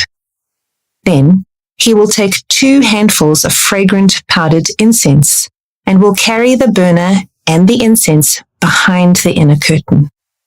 There, in the Lord's presence, he will put the incense on the burning coals so that a cloud of incense will rise over the ark's cover, the place of atonement that rests on the ark of the covenant. If he follows these instructions, he will not die. Then he must take some of the blood of the bull, dip his finger in it, and sprinkle it on the east side of the atonement cover. He must sprinkle blood 7 times with his finger in front of the atonement cover. Then Aaron must slaughter the first goat as a sin offering for the people and carry its blood behind the inner curtain. There he will sprinkle the goat's blood over the atonement cover and in front of it, just as he did with the bull's blood. Through this process, he will purify the most holy place, and he will do the same for the entire tabernacle because of the defiling sin and rebellion of the Israelites. No one else is allowed inside the tabernacle when Aaron enters it for the purification ceremony in the most holy place. No one may enter until he comes out again after purifying himself, his family, and all the congregation of Israel, making them right with the Lord. Then Aaron will come out to purify the altar that stands before the Lord. He will do this by taking some of the blood from the bull and the goat and putting it on each of the horns of the altar. Then he must sprinkle the blood with his finger 7 times over the altar. In this way, he will cleanse it from Israel's defilement and make it holy. When Aaron has finished purifying the most holy place and the tabernacle and the altar, he must present the live goat. He will lay both of his hands on the goat's head and confess over it all the wickedness, rebellion, and sins of the people of Israel. In this way, he will transfer the people's sins to the head of the goat. Then a man specially chosen for the task will drive the goat into the wilderness. As the goat goes into the wilderness, it will carry all the people's sins upon itself into a desolate land. When Aaron goes back into the tabernacle, he must take off the linen garments he was wearing when he entered the most holy place, and he must leave the garments there. Then he must bathe himself with water in a sacred place, put on his regular garments, and go out to sacrifice a burnt offering for himself and a burnt offering for the people. Through this process, he will purify himself and the people, making them right with the Lord. He must then burn all the fat of the sin offering on the altar. The man chosen to drive the scapegoat into the wilderness of Azazel must wash his clothes and bathe himself in water. Then he may return to the camp. The bull and the goat presented as sin offerings, whose blood Aaron takes into the most holy place for the purification ceremony, will be carried outside the camp. The animal's hides, internal organs, and dung are all to be burned. The man who burns them must wash his clothes and bathe himself in water before returning to the camp. On the 10th day of the appointed month in early autumn, you must deny yourselves. Neither native-born Israelites nor foreigners living among you may do any kind of work. This is a permanent law for you. On that day, offerings of purification will be made for you, and you will be purified in the Lord's presence from all your sins. It will be a Sabbath day of complete rest for you, and you must deny yourselves. This is a permanent law for you. In future generations, the purification ceremony will be performed by the priest who has been anointed and ordained to serve as high priest in place of his ancestor Aaron. He will put on the holy linen garments and purify the most holy place, the tabernacle, the altar, the priests, and the entire congregation. This is a permanent law for you, to purify the people of Israel from their sins, making them right with the Lord once each year. Moses followed all these instructions exactly as the Lord had commanded him. Leviticus chapter 17. Then the Lord said to Moses, "Give the following instructions to Aaron and his sons and all the people of Israel. This is what the Lord has commanded. If any native Israelite sacrifices a bull or a lamb or a goat anywhere inside or outside the camp, instead of bringing it to the entrance of the tabernacle to present it as an offering to the Lord, that person will be as guilty as a murderer. Such a person has shed blood and will be cut off from the community. The purpose of this rule is to stop the Israelites from sacrificing animals in the open fields. It will ensure that they bring their sacrifices to the priest at the entrance of the tabernacle, so he can present them to the Lord as peace offerings. Then the priest will be able to splatter the blood against the Lord's altar at the entrance of the tabernacle, and he will burn the fat as a pleasing aroma to the Lord. The people must no longer be unfaithful to the Lord by offering sacrifices to the goat idols. This is a permanent law for them to be observed from generation to generation. Give them this command as well. If any native Israelite or foreigner living among you offers a burnt offering or a sacrifice, but does not bring it to the entrance of the tabernacle to offer it to the Lord, that person will be cut off from the community. And if any native Israelite or foreigner living among you eats or drinks blood in any form, I will turn against that person and cut him off from the community of your people, for the life of the body is in its blood. I have given you the blood on the altar to purify you, making you right with the Lord. It is the blood given in exchange for a life that makes purification possible. That is why I have said to the people of Israel, you must never eat or drink blood, neither you nor the foreigners living among you. And if any native Israelite or foreigner living among you goes hunting and kills an animal or bird that is approved for eating, he must drain its blood and cover it with earth. The life of every creature is in its blood. That is why I have said to the people of Israel, you must never eat or drink blood, for the life of any creature is in its blood. So whoever consumes blood will be cut off from the community. And if any native-born Israelites or foreigners eat the meat of an animal that died naturally or was torn up by wild animals, they must wash their clothes and bathe themselves in water. They will remain ceremonially unclean until evening, but then they will be clean. But if they do not wash their clothes and bathe themselves, they will be punished for their sin. Leviticus chapter 18. Then the Lord said to Moses, "Give the following instructions to the people of Israel. I am the Lord your God. So do not act like the people in Egypt, where you used to live, or like the people of Canaan, where I am taking you. You must not imitate their way of life. You must obey all my regulations, and be careful to obey my decrees, for I am the Lord your God. If you obey my decrees and my regulations, you will find life through them. I am the Lord.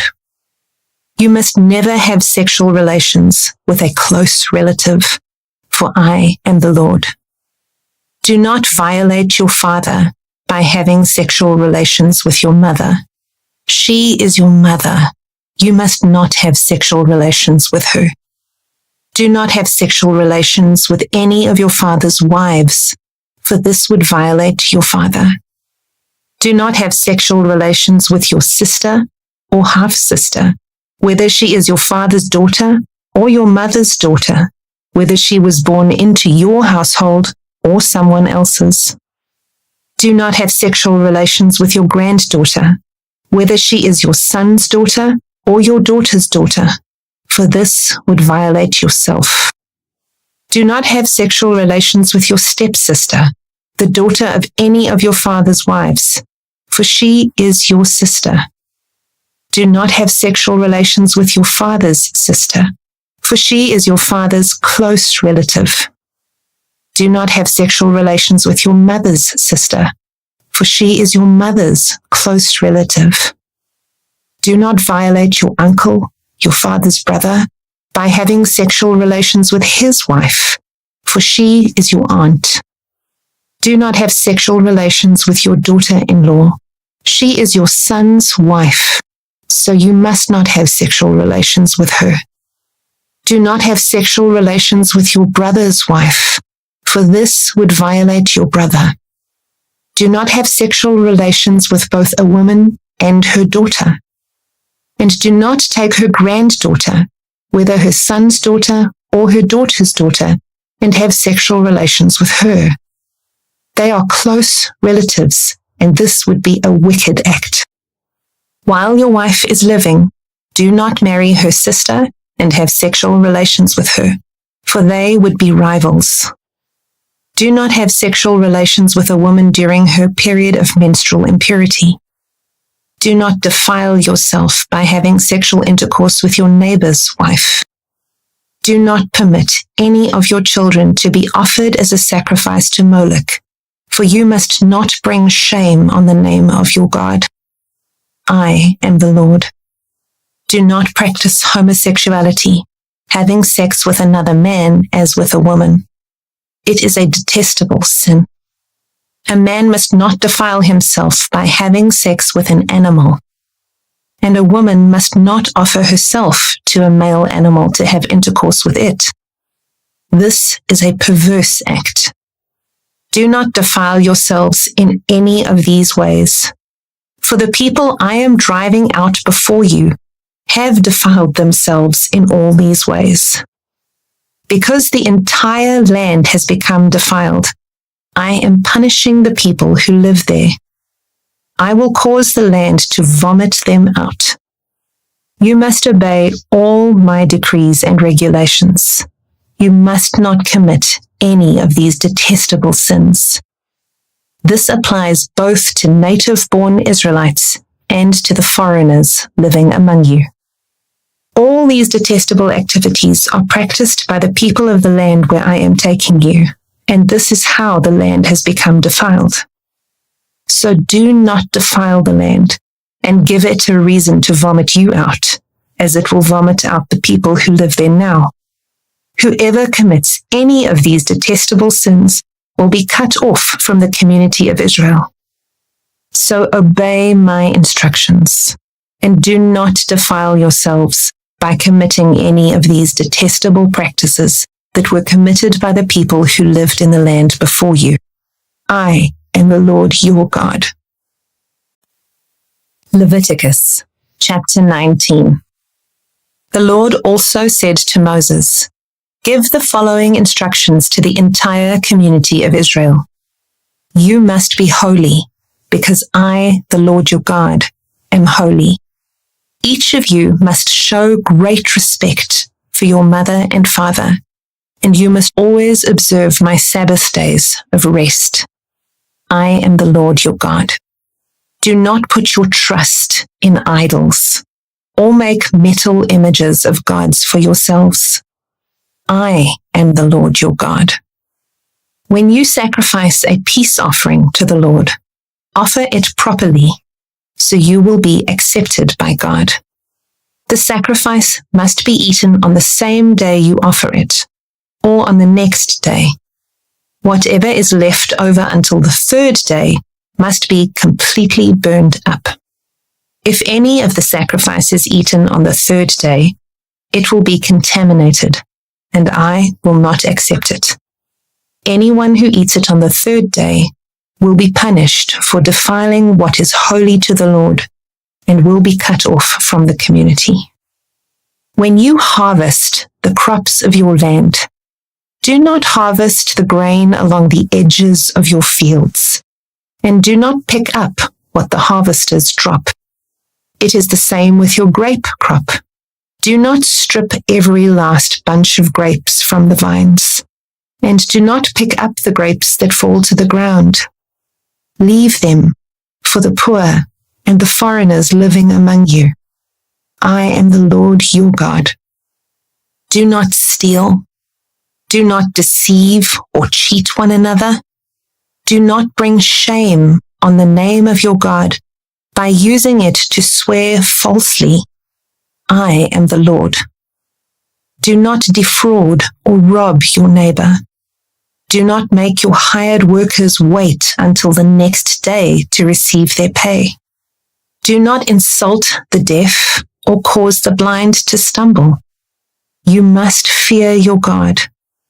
I am the Lord.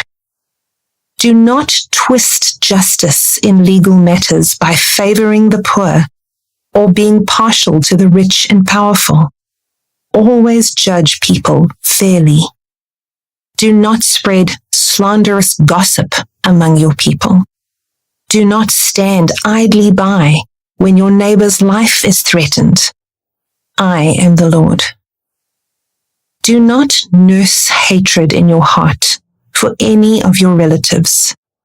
Confront people directly, so you will not be held guilty for their sin. Do not seek revenge or bear a grudge against a fellow Israelite, but love your neighbor as yourself. I am the Lord. You must obey all my decrees. Do not mate two different kinds of animals. Do not plant your field with two different kinds of seed. Do not wear clothing woven from two different kinds of thread. If a man has sex with a slave girl whose freedom has never been purchased, but who is committed to become another man's wife, he must pay full compensation to her master. But since she is not a free woman, neither the man nor the woman will be put to death. The man, however, must bring a ram as a guilt offering and present it to the Lord at the entrance of the tabernacle. The priest will then purify him before the Lord with the ram of the guilt offering, and the man's sin will be forgiven. When you enter the land and plant fruit trees, leave the fruit unharvested for the first 3 years, and consider it forbidden. Do not eat it. In the 4th year, the entire crop must be consecrated to the Lord as a celebration of praise. Finally, in the 5th year, you may eat the fruit. If you follow this pattern, your harvest will increase. I am the Lord your God. Do not eat meat that has not been drained of its blood. Do not practice fortune-telling or witchcraft. Do not trim off the hair on your temples or trim your beards. Do not cut your bodies for the dead, and do not mark your skin with tattoos. I am the Lord. Do not defile your daughter by making her a prostitute, or the land will be filled with prostitution and wickedness. Keep my Sabbath days of rest, and show reverence toward my sanctuary. I am the Lord. Do not defile yourselves by turning to mediums, or to those who consult the spirits of the dead. I am the Lord your God. Stand up in the presence of the elderly, and show respect for the aged. Fear your God. I am the Lord. Do not take advantage of foreigners who live among you in your land. Treat them like native-born Israelites, and love them as you love yourself. Remember that you were once foreigners, living in the land of Egypt. I am the Lord your God. Do not use dishonest standards when measuring length, weight, or volume. Your scales and weights must be accurate. Your containers for measuring dry materials or liquids must be accurate. I am the Lord your God, who brought you out of the land of Egypt. You must be careful to keep all of my decrees and regulations by putting them into practice. I am the Lord. Leviticus chapter 20. The Lord said to Moses, "Give the people of Israel these instructions, which apply both to native Israelites and to the foreigners living in Israel. If any of them offer their children as a sacrifice to Molech, they must be put to death. The people of the community must stone them to death. I myself will turn against them and cut them off from the community, because they have defiled my sanctuary and brought shame on my holy name by offering their children to Molech. And if the people of the community ignore those who offer their children to Molech and refuse to execute them, I myself will turn against them and their families and will cut them off from the community. This will happen to all who commit spiritual prostitution by worshipping Molech. I will also turn against those who commit spiritual prostitution by putting their trust in mediums or in those who consult the spirits of the dead. I will cut them off from the community. So set yourselves apart to be holy, for I am the Lord your God. Keep all my decrees by putting them into practice, for I am the Lord who makes you holy. Anyone who dishonors father or mother must be put to death. Such a person is guilty of a capital offense. If a man commits adultery with his neighbor's wife, both the man and the woman who have committed adultery must be put to death. If a man violates his father by having sex with one of his father's wives, both the man and the woman must be put to death, for they are guilty of a capital offense. If a man has sex with his daughter-in-law, both must be put to death. They have committed a perverse act and are guilty of a capital offense. If a man practices homosexuality, having sex with another man as with a woman, both men have committed a detestable act. They must both be put to death, for they are guilty of a capital offense. If a man marries both a woman and her mother, he has committed a wicked act. The man and both women must be burned to death to wipe out such wickedness from among you. If a man has sex with an animal, he must be put to death, and the animal must be killed. If a woman presents herself to a male animal to have intercourse with it, she and the animal must both be put to death. You must kill both, for they are guilty of a capital offense. If a man marries his sister, the daughter of either his father or his mother, and they have sexual relations, it is a shameful disgrace. They must be publicly cut off from the community. Since the man has violated his sister, he will be punished for his sin.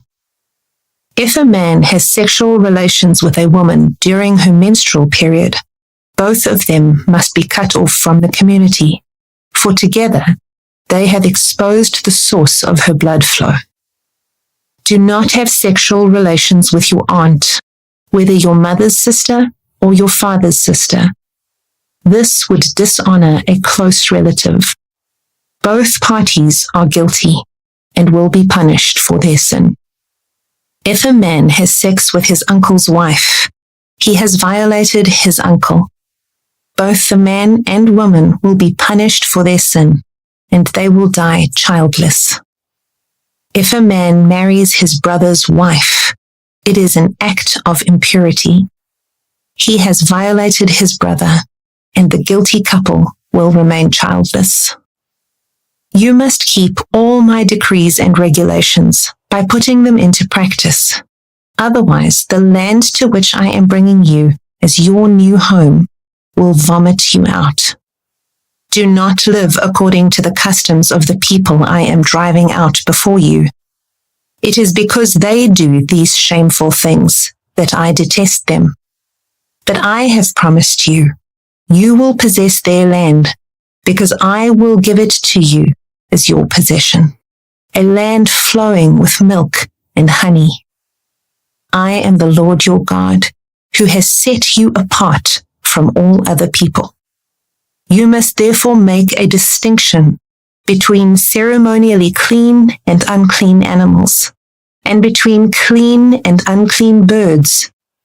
You must not defile yourselves by eating any unclean animal or bird or creature that scurries along the ground. I have identified them as being unclean for you. You must be holy because I, the Lord, am holy. I have set you apart from all other people to be my very own. Men and women among you who act as mediums or who consult the spirits of the dead must be put to death by stoning. They are guilty of a capital offense. Leviticus chapter 21. The Lord said to Moses, "Give the following instructions to the priests, the descendants of Aaron. A priest must not make himself ceremonially unclean by touching the dead body of a relative. The only exceptions are his closest relatives, his mother or father, son or daughter, brother, or his virgin sister who depends on him because she has no husband. But a priest must not defile himself and make himself unclean for someone who is related to him only by marriage. The priests must not shave their heads or trim their beards or cut their bodies. They must be set apart as holy to their God and must never bring shame on the name of God. They must be holy, for they are the ones who present the special gifts to the Lord, gifts of food for their God. Priests may not marry a woman defiled by prostitution, and they may not marry a woman who is divorced from her husband, for the priests are set apart as holy to their God. You must treat them as holy, because they offer up food to your God. You must consider them holy, because I, the Lord, am holy, and I make you holy. If a priest's daughter defiles herself by becoming a prostitute, she also defiles her father's holiness, and she must be burned to death. The high priest has the highest rank of all the priests. The anointing oil has been poured on his head, and he has been ordained to wear the priestly garments. He must never leave his hair uncombed or tear his clothing. He must not defile himself by going near a dead body. He may not make himself ceremonially unclean, even for his father or mother. He must not defile the sanctuary of his God by leaving it to to attend to a dead person, for he has been made holy by the anointing oil of his God. I am the Lord. The high priest may marry only a virgin. He may not marry a widow, a woman who is divorced, or a woman who has defiled herself by prostitution. She must be a virgin from his own clan, so that he will not dishonor his descendants among his clan. For I am the Lord who makes him holy. Then the Lord said to Moses, "Give the following instructions to Aaron. In all future generations, none of your descendants who has any defect will qualify to offer food to his God. No one who has a defect qualifies, whether he is blind, lame, disfigured, deformed, or has a broken foot or arm, or is hunchbacked or dwarfed, or has a defective eye, or skin sores or scabs or damaged testicles. No descendant of Aaron who has a defect may approach the altar to present special gifts to the Lord. Since he has a defect, he may not approach the altar to offer food to his God. However, he may eat from the food offered to God, including the holy offerings and the most holy offerings. Yet because of his physical defect, he may not enter the room behind the inner curtain or approach the altar, for this would defile my holy places. I am the Lord who makes them holy." So Moses gave these instructions to Aaron and his sons and to all the Israelites. Leviticus chapter 22. The Lord said to Moses, "Tell Aaron and his sons to be very careful with the sacred gifts that the Israelites set apart for me, so they do not bring shame on my holy name. I am the Lord. Give them the following instructions. In all future generations, if any of your descendants is ceremonially unclean when he approaches the sacred offerings that the people of Israel consecrate to the Lord, he must be cut off from my presence. I am the Lord. If any of Aaron's descendants has a skin disease or any kind of discharge that makes him ceremonially unclean, he may not eat from the sacred offerings until he has been pronounced clean. He also becomes unclean by touching a corpse, or by having an emission of semen, or by touching a small animal that is unclean, or by touching someone who is ceremonially unclean for any reason. The man who is defiled in any of these ways will remain unclean until evening.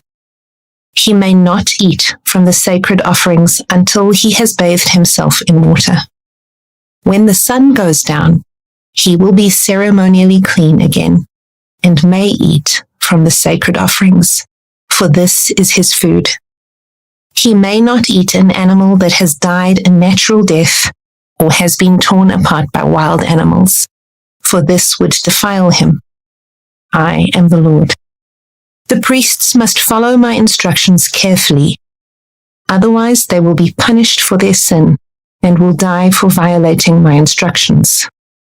I am the Lord who makes them holy.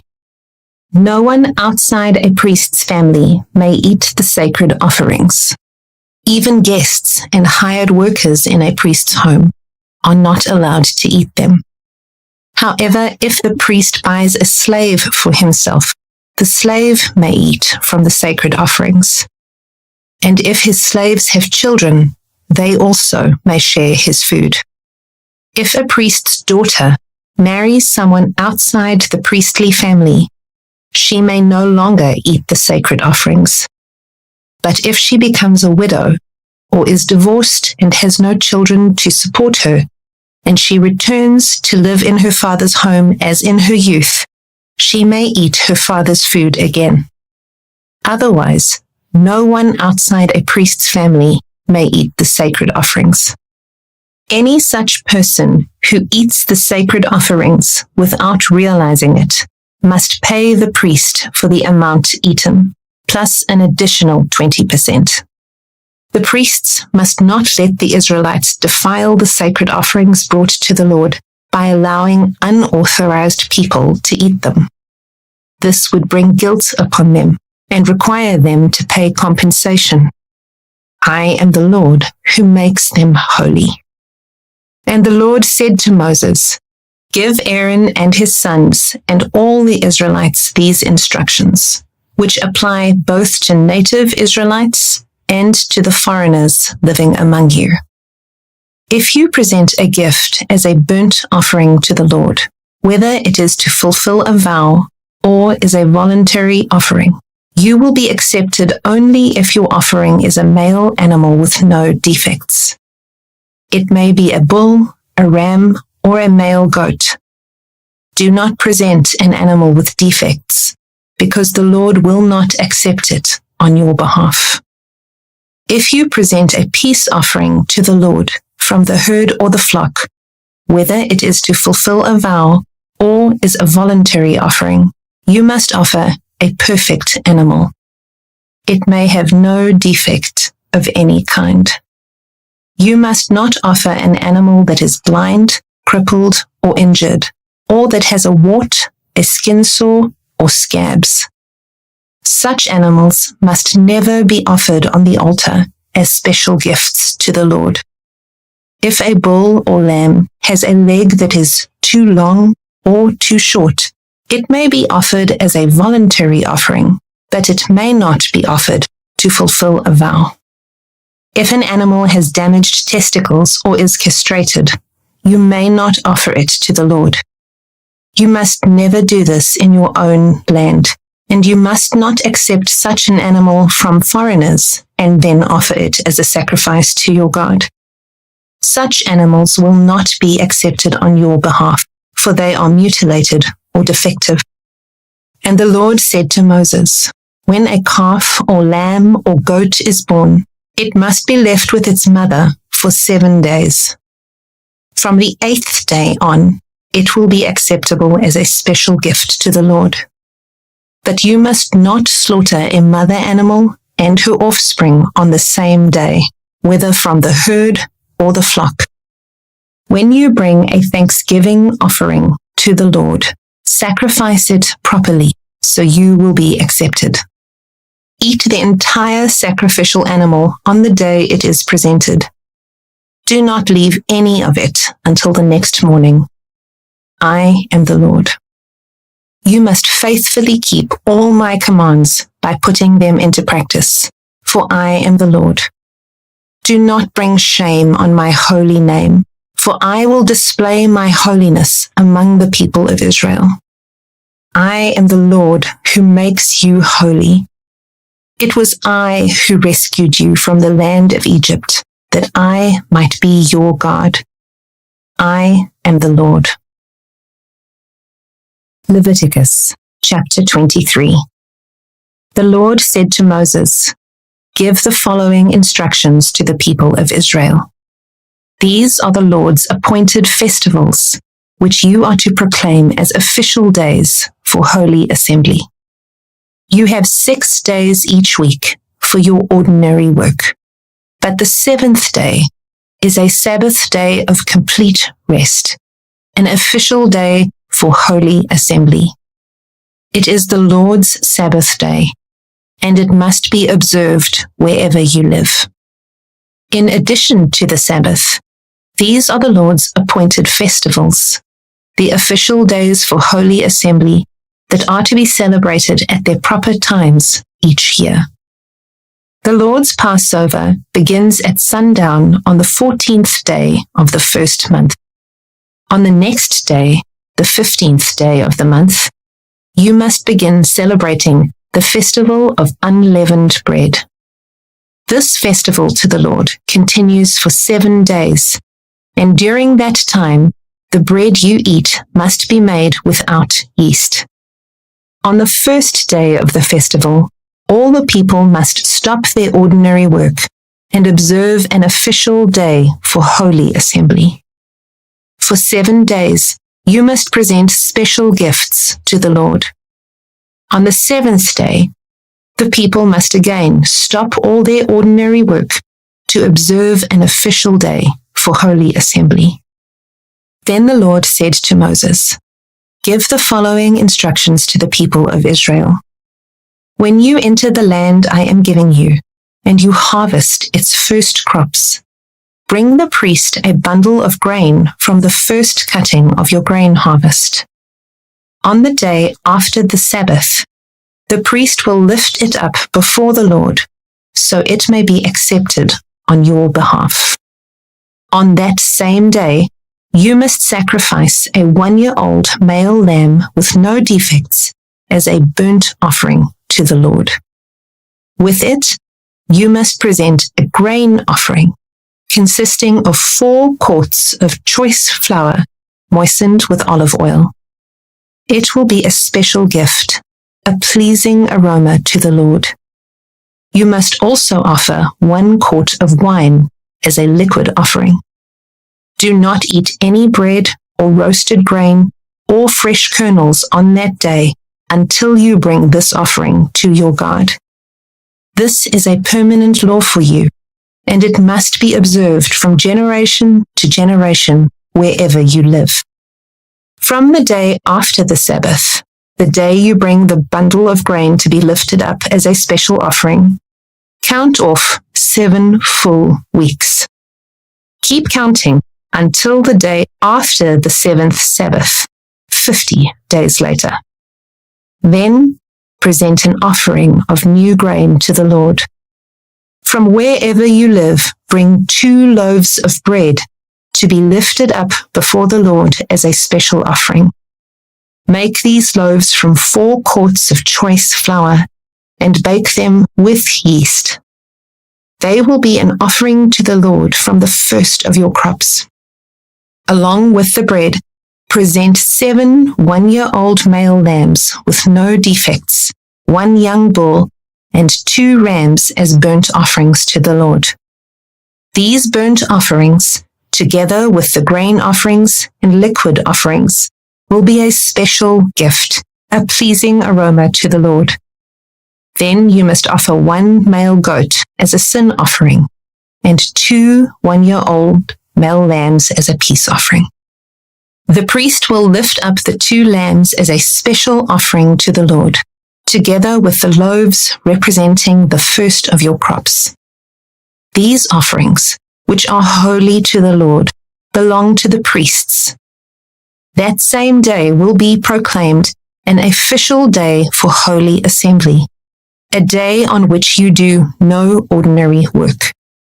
This is a permanent law for you, and it must be observed from generation to generation wherever you live. When you harvest the crops of your land, do not harvest the grain along the edges of your fields, and do not pick up what the harvesters drop. Leave it for the poor and the foreigners living among you. I am the Lord your God. The Lord said to Moses, "Give the following instructions to the people of Israel. On the first day of the appointed month in early autumn, you are to observe a day of complete rest. It will be an official day for holy assembly, a day commemorated with loud blasts of a trumpet. You must do no ordinary work on that day. Instead, you are to present special gifts to the Lord." Then the Lord said to Moses, "Be careful to celebrate the Day of Atonement on the 10th day of that same month, 9 days after the Festival of Trumpets. You must observe it as an official day for Holy Assembly, a day to deny yourselves and present special gifts to the Lord. Do no work during that entire day, because it is the Day of Atonement, when offerings of purification are made for you, making you right with the Lord your God. All who do not deny themselves that day will be cut off from God's people. And I will destroy anyone among you who does any work on that day. You must not do any work at all. This is a permanent law for you, and it must be observed from generation to generation wherever you live. This will be a Sabbath day of complete rest for you, and on that day you must deny yourselves. This day of rest will begin at sundown on the 9th day of the month and extend until sundown on the 10th day. And the Lord said to Moses, "Give the following instructions to the people of Israel. Begin celebrating the festival of shelters on the 15th day of the appointed month, 5 days after the Day of Atonement. This festival to the Lord will last for 7 days. On the first day of the festival, you must proclaim an official day for holy assembly when you do no ordinary work. For 7 days you must present special gifts to the Lord. The 8th day is another holy day on which you present your special gifts to the Lord. This will be a solemn occasion, and no ordinary work may be done that day. These are the Lord's appointed festivals. Celebrate them each year as official days for holy assembly by presenting special gifts to the Lord: burnt offerings, grain offerings, sacrifices, and liquid offerings, each on its proper day. These festivals must be observed in addition to the Lord's regular Sabbath days, and the offerings are in addition to your personal gifts, the offerings you give to fulfill your vows, and the voluntary offerings you present to the Lord. Remember that this 7-day festival to the Lord, the festival of shelters, begins on the 15th day of the appointed month, after you have harvested all the produce of the land. The first day and the 8th day of the festival will be days of complete rest. On the first day, gather branches from magnificent trees, palm fronds, boughs from leafy trees, and willows that grow by the streams. Then celebrate with joy before the Lord your God for 7 days. You must observe this festival to the Lord for 7 days every year. This is a permanent law for you, and it must be observed in the appointed month from generation to generation. For 7 days, you must live outside in little shelters. All native-born Israelites must live in shelters. This will remind each new generation of Israelites that I made their ancestors live in shelters when I rescued them from the land of Egypt. I am the Lord your God. So Moses gave the Israelites these instructions regarding the annual festivals of the Lord. Leviticus chapter 24. The Lord said to Moses, "Command the people of Israel to bring you pure oil of pressed olives for the light, to keep the lamps burning continually. This is the lampstand that stands in the tabernacle, in front of the inner curtain that shields the Ark of the Covenant. Aaron must keep the lamps burning in the Lord's presence all night. This is a permanent law for you, and it must be observed from generation to generation. Aaron and the priests must tend the lamps on the pure gold lampstand continually in the Lord's presence. You must bake 12 flat loaves of bread from choice flour, using 4 quarts of flour for each loaf. Place the bread before the Lord on the pure gold table, and arrange the loaves in 2 stacks, with 6 loaves in each stack. Put some pure frankincense near each stack to serve as a representative offering, a special gift presented to the Lord. Every Sabbath day, this bread must be laid out before the Lord as a gift from the Israelites. It is an ongoing expression of the eternal covenant. The loaves of bread will belong to Aaron and his descendants, who must eat them in a sacred place, for they are most holy. It is the permanent right of the priests to claim this portion of the special gifts presented to the Lord. One day, a man who had an Israelite mother and an Egyptian father came out of his tent and got into a fight with one of the Israelite men. During the fight, this son of an Israelite woman blasphemed the name of the Lord with a curse. So the man was brought to Moses for judgment. His mother was Shelomith, the daughter of Dibri of the tribe of Dan. They kept the man in custody until the Lord's will in the matter should become clear to them. Then the Lord said to Moses, "Take the blasphemer outside the camp and tell all those who heard the curse to lay their hands on his head. Then let the entire community stone him to death. Say to the people of Israel, those who curse their God will be punished for their sin. Anyone who blasphemes the name of the Lord must be stoned to death by the whole community of Israel. Any native-born Israelite or foreigner among you who blasphemes the name of the Lord must be put to death. Anyone who takes another person's life must be put to death. Anyone who kills another person's animal must pay for it in full, a live animal for the animal that was killed.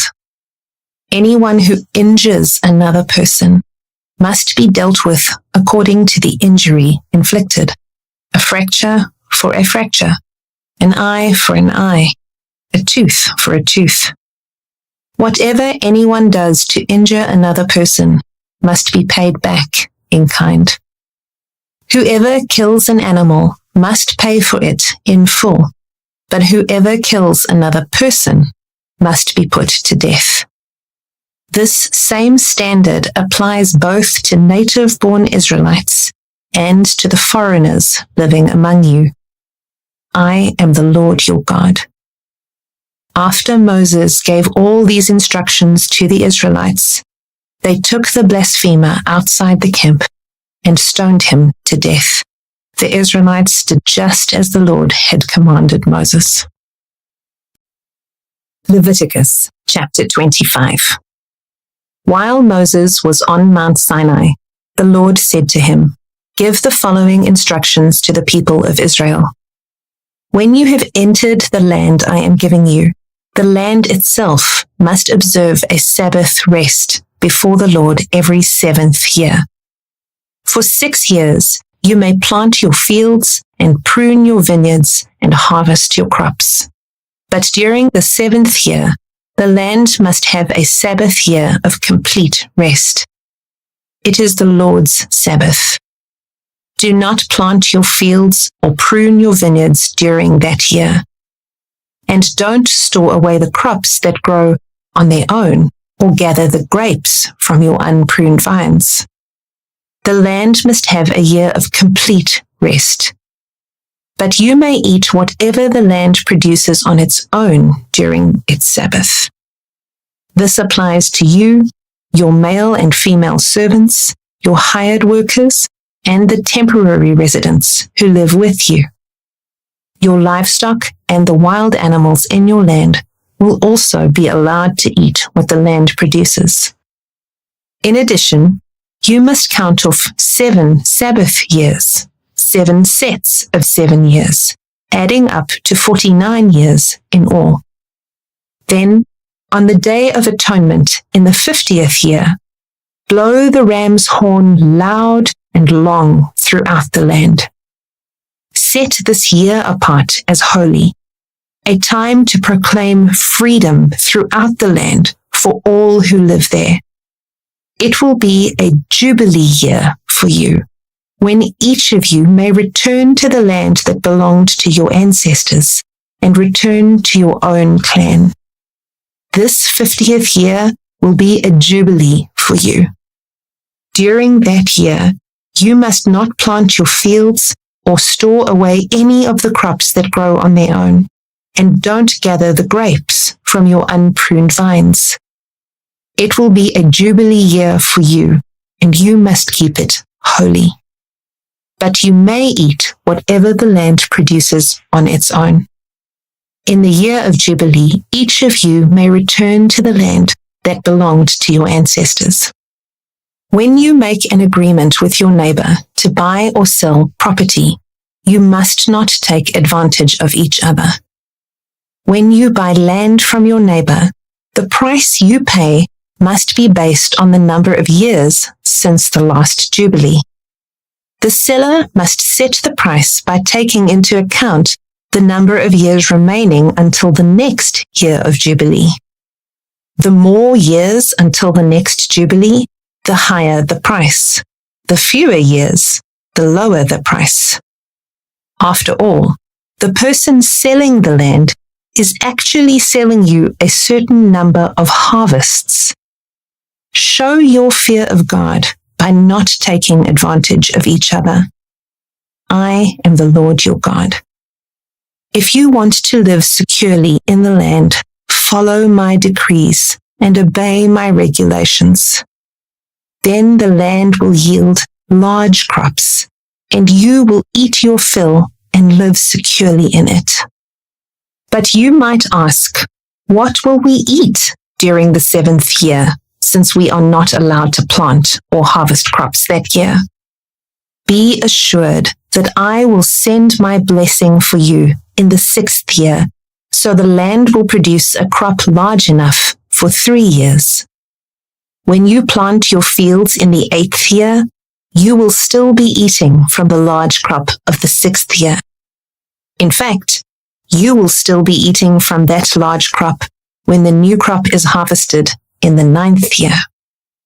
The land must never be sold on a permanent basis, for the land belongs to me. You are only foreigners and tenant farmers working for me.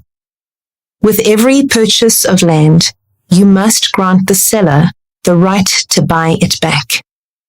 If one of your fellow Israelites falls into poverty and is forced to sell some family land, then a close relative should buy it back for him.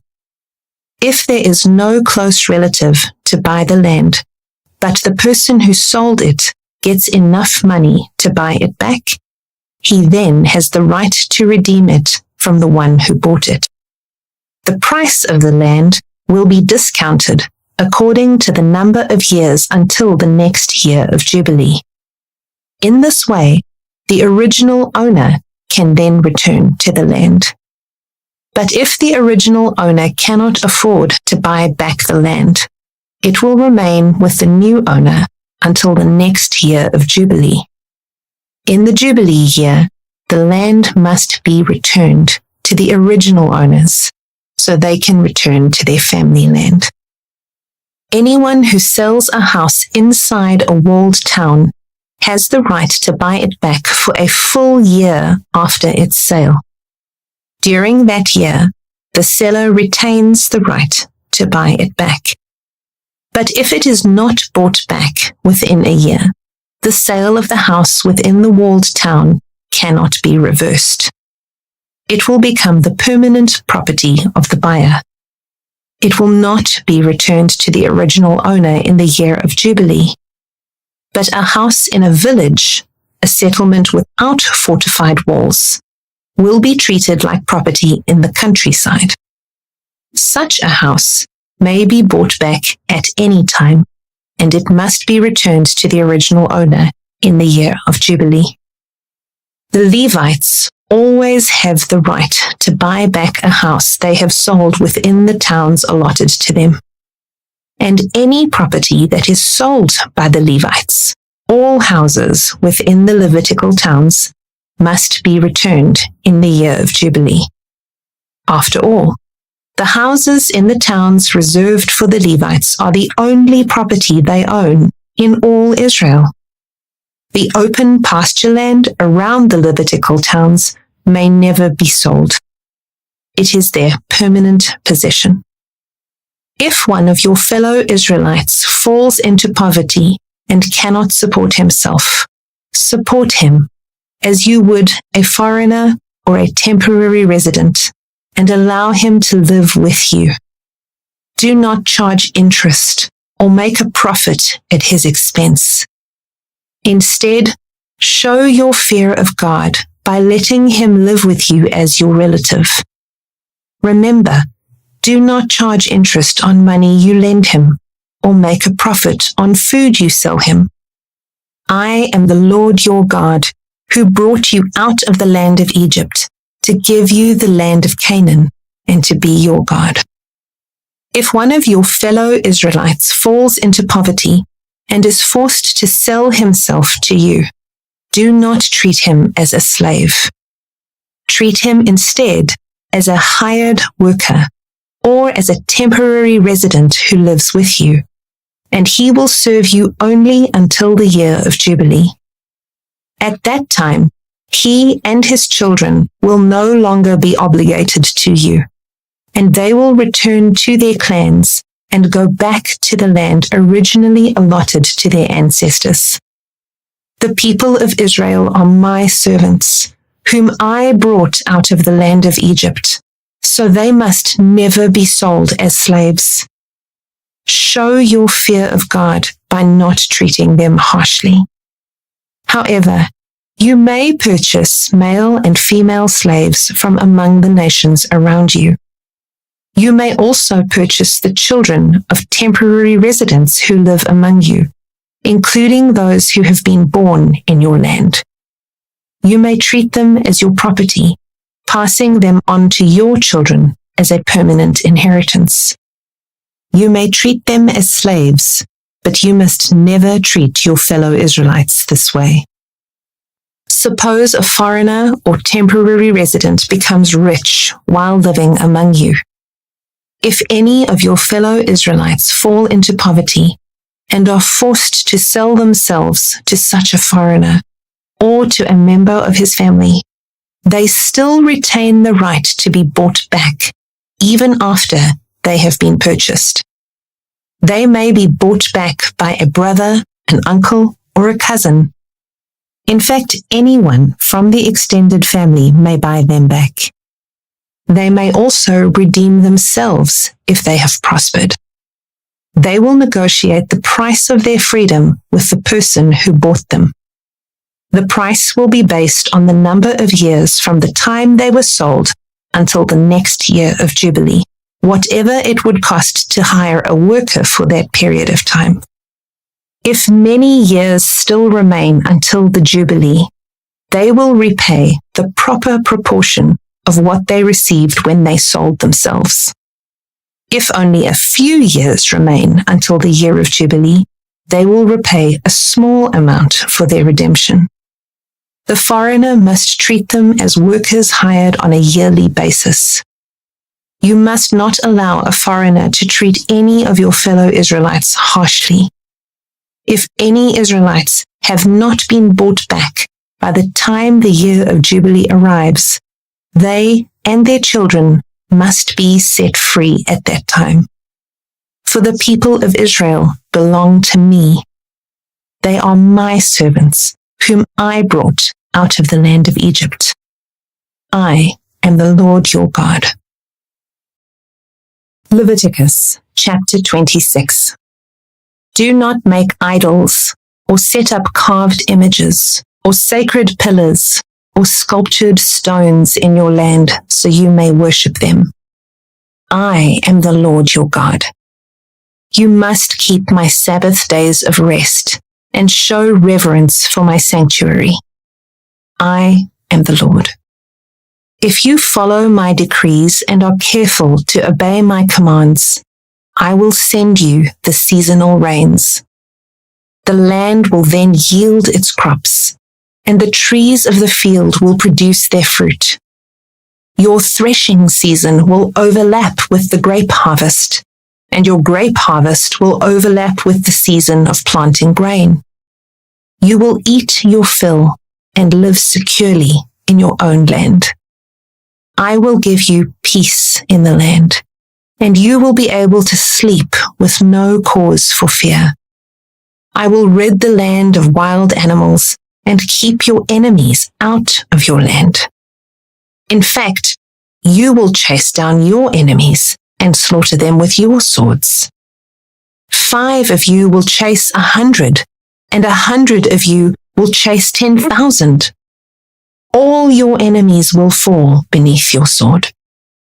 I will look favorably upon you, making you fertile and multiplying your people. And I will fulfill my covenant with you. You will have such a surplus of crops that you will need to clear out the old grain to make room for the new harvest. I will live among you, and I will not despise you. I will walk among you. I will be your God, and you will be my people. I am the Lord your God, who brought you out of the land of Egypt, so you would no longer be their slaves. I broke the yoke of slavery from your neck, so you can walk with your heads held high. However, if you do not listen to me or obey all these commands, and if you break my covenant by rejecting my decrees, treating my regulations with contempt, and refusing to obey my commands, I will punish you. I will bring sudden terrors upon you, wasting diseases and burning fevers that will cause your eyes to fail and your life to ebb away. You will plant your crops in vain because your enemies will eat them. I will turn against you, and you will be defeated by your enemies. Those who hate you will rule over you, and you will run even when no one is chasing you. And if, in spite of all this, you still disobey me, I will punish you 7 times over for your sins. I will break your proud spirit by making the skies as unyielding as iron and the earth as hard as bronze. All your work will be for nothing, for your land will yield no crops, and your trees will bear no fruit. If even then you remain hostile toward me and refuse to obey me, I will inflict disaster on you 7 times over for your sins. I will send wild animals that will rob you of your children and destroy your livestock. Your numbers will dwindle, and your roads will be deserted. And if you fail to learn the lesson and continue your hostility toward me, then I myself will be hostile toward you. I will personally strike you with calamity 7 times over for your sins. I will send armies against you to carry out the curse of the covenant you have broken. When you run to your towns for safety, I will send a plague to destroy you there, and you will be handed over to your enemies. I will destroy your food supply, so that 10 women will need only 1 oven to bake bread for their families. They will ration your food by weight, and though you have food to eat, you will not be satisfied. If, in spite of all this, you still refuse to listen and still remain hostile toward me, then I will give full vent to my hostility. I myself will punish you 7 times over for your sins. Then you will eat the flesh of your own sons and daughters. I will destroy your pagan shrines and knock down your places of worship. I will leave your lifeless corpses piled on top of your lifeless idols, and I will despise you. I will make your cities desolate and destroy your places of pagan worship. I will take no pleasure in your offerings that should be a pleasing aroma to me. Yes, I myself will devastate your land, and your enemies who come to occupy it will be appalled at what they see. I will scatter you among the nations and bring out my sword against you. Your land will become desolate, and your cities will lie in ruins. Then, at last, the land will enjoy its neglected Sabbath years as it lies desolate while you are in exile in the land of your enemies. Then the land will finally rest and enjoy the Sabbaths it missed.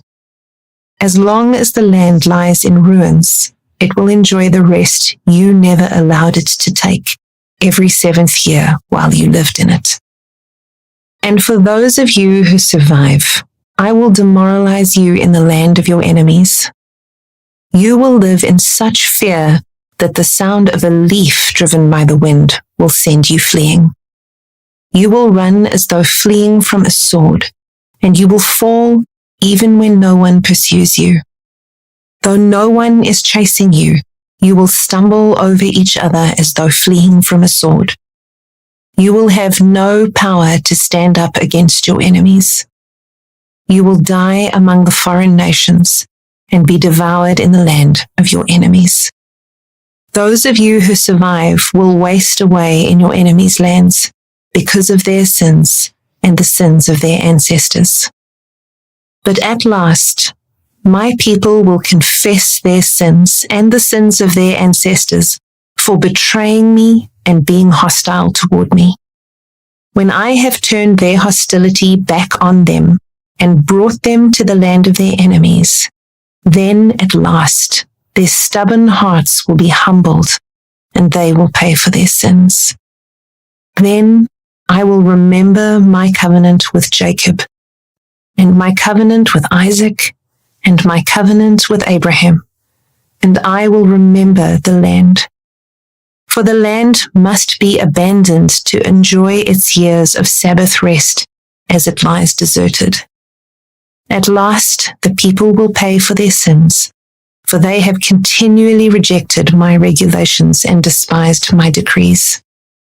But despite all this, I will not utterly reject or despise them while they are in exile in the land of their enemies. I will not cancel my covenant with them by wiping them out, for I am the Lord their God.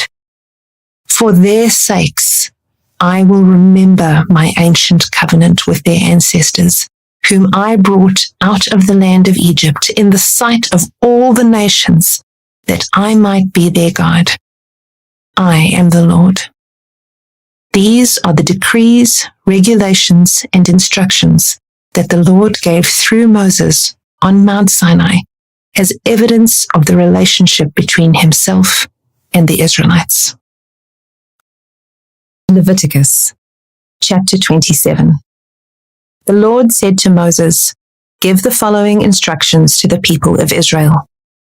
If anyone makes a special vow to dedicate someone to the Lord by paying the value of that person, here is the scale of values to be used.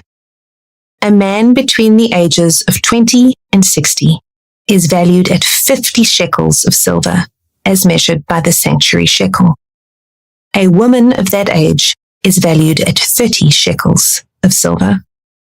A boy between the ages of 5 and 20 is valued at 20 shekels of silver. A girl of that age is valued at 10 shekels of silver. A boy between the ages of 1 month and 5 years is valued at 5 shekels of silver. A girl of that age is valued at 3 shekels of silver. A man older than 60 is valued at 15 shekels of silver. A woman of that age is valued at 10 shekels of silver. If you desire to make such a vow, but cannot afford to pay the required amount, take the person to the priest. He will determine the amount for you to pay, based on what you can afford. If your vow involves giving an animal that is acceptable as an offering to the Lord, any gift to the Lord will be considered holy. You may not exchange or substitute it for another animal, neither a good animal for a bad one, nor a bad animal for a good one. But if you do exchange one animal for another, then both the original animal and its substitute will be considered holy. If your vow involves an unclean animal, one that is not acceptable as an offering to the Lord, then you must bring the animal to the priest. He will assess its value, and his assessment will be final, whether high or low. If you want to buy back the animal, you must pay the value set by the priest, plus 20%. If someone dedicates a house to the Lord, the priest will come to assess its value. The priest's assessment will be final, whether high or low. If the person who dedicated the house wants to buy it back, he must pay the value set by the priest, plus 20%. Then the house will again be his. If someone dedicates to the Lord a piece of his family property, its value will be assessed according to the amount of seed required to plant it. 50 shekels of silver for a field planted with 5 bushels of barley seed. If the field is dedicated to the Lord in the year of Jubilee, then the entire assessment will apply. But if the field is dedicated after the year of Jubilee, the priest will assess the land's value in proportion to the number of years left until the next year of Jubilee. Its assessed value is reduced each year. If the person who dedicated the field wants to buy it back, he must pay the value set by the priest, plus 20%. Then the field will again be legally his. But if he does not want to buy it back, and it is sold to someone else, the field can no longer be bought back. When the field is released in the year of Jubilee, it will be holy, a field specially set apart for the Lord. It will become the property of the priests. If someone dedicates to the Lord a field he has purchased, but which is not part of his family property, the priest will assess its value based on the number of years left until the next year of Jubilee. On that day, he must give the assessed value of the land as a sacred donation to the Lord. In the year of Jubilee, the field must be returned to the person from whom he purchased it, the one who inherited it as family property. All the payments must be measured by the weight of the sanctuary shekel, which equals 20 gerahs. You may not dedicate a firstborn animal to the Lord, for the firstborn of your cattle, sheep, and goats already belong to him. However, you may buy back the firstborn of a ceremonially unclean animal by paying the priest's assessment of its worth plus 20%. If you do not buy it back, the priest will sell it at its assessed value. However, anything specially set apart for the Lord, whether a person, an animal, or family property, must never be sold or bought back. Anything devoted in this way has been set apart as holy, and it belongs to the Lord. No person specially set apart for destruction may be bought back. Such a person must be put to death. 1/10 of the produce of the land, whether grain from the fields or fruit from the trees, belongs to the Lord and must be set apart to him as holy. If you want to buy back the Lord's 10th of the grain or fruit, you must pay its value plus 20%. Count off every 10th animal from your herds and flocks and set them apart for the Lord as holy. You may not pick and choose between good and bad animals, and you may not substitute one for another. But if you do exchange one animal for another, then both the original animal and its substitute will be considered holy and cannot be bought back. These are the commands that the Lord gave through Moses on Mount Sinai for the Israelites.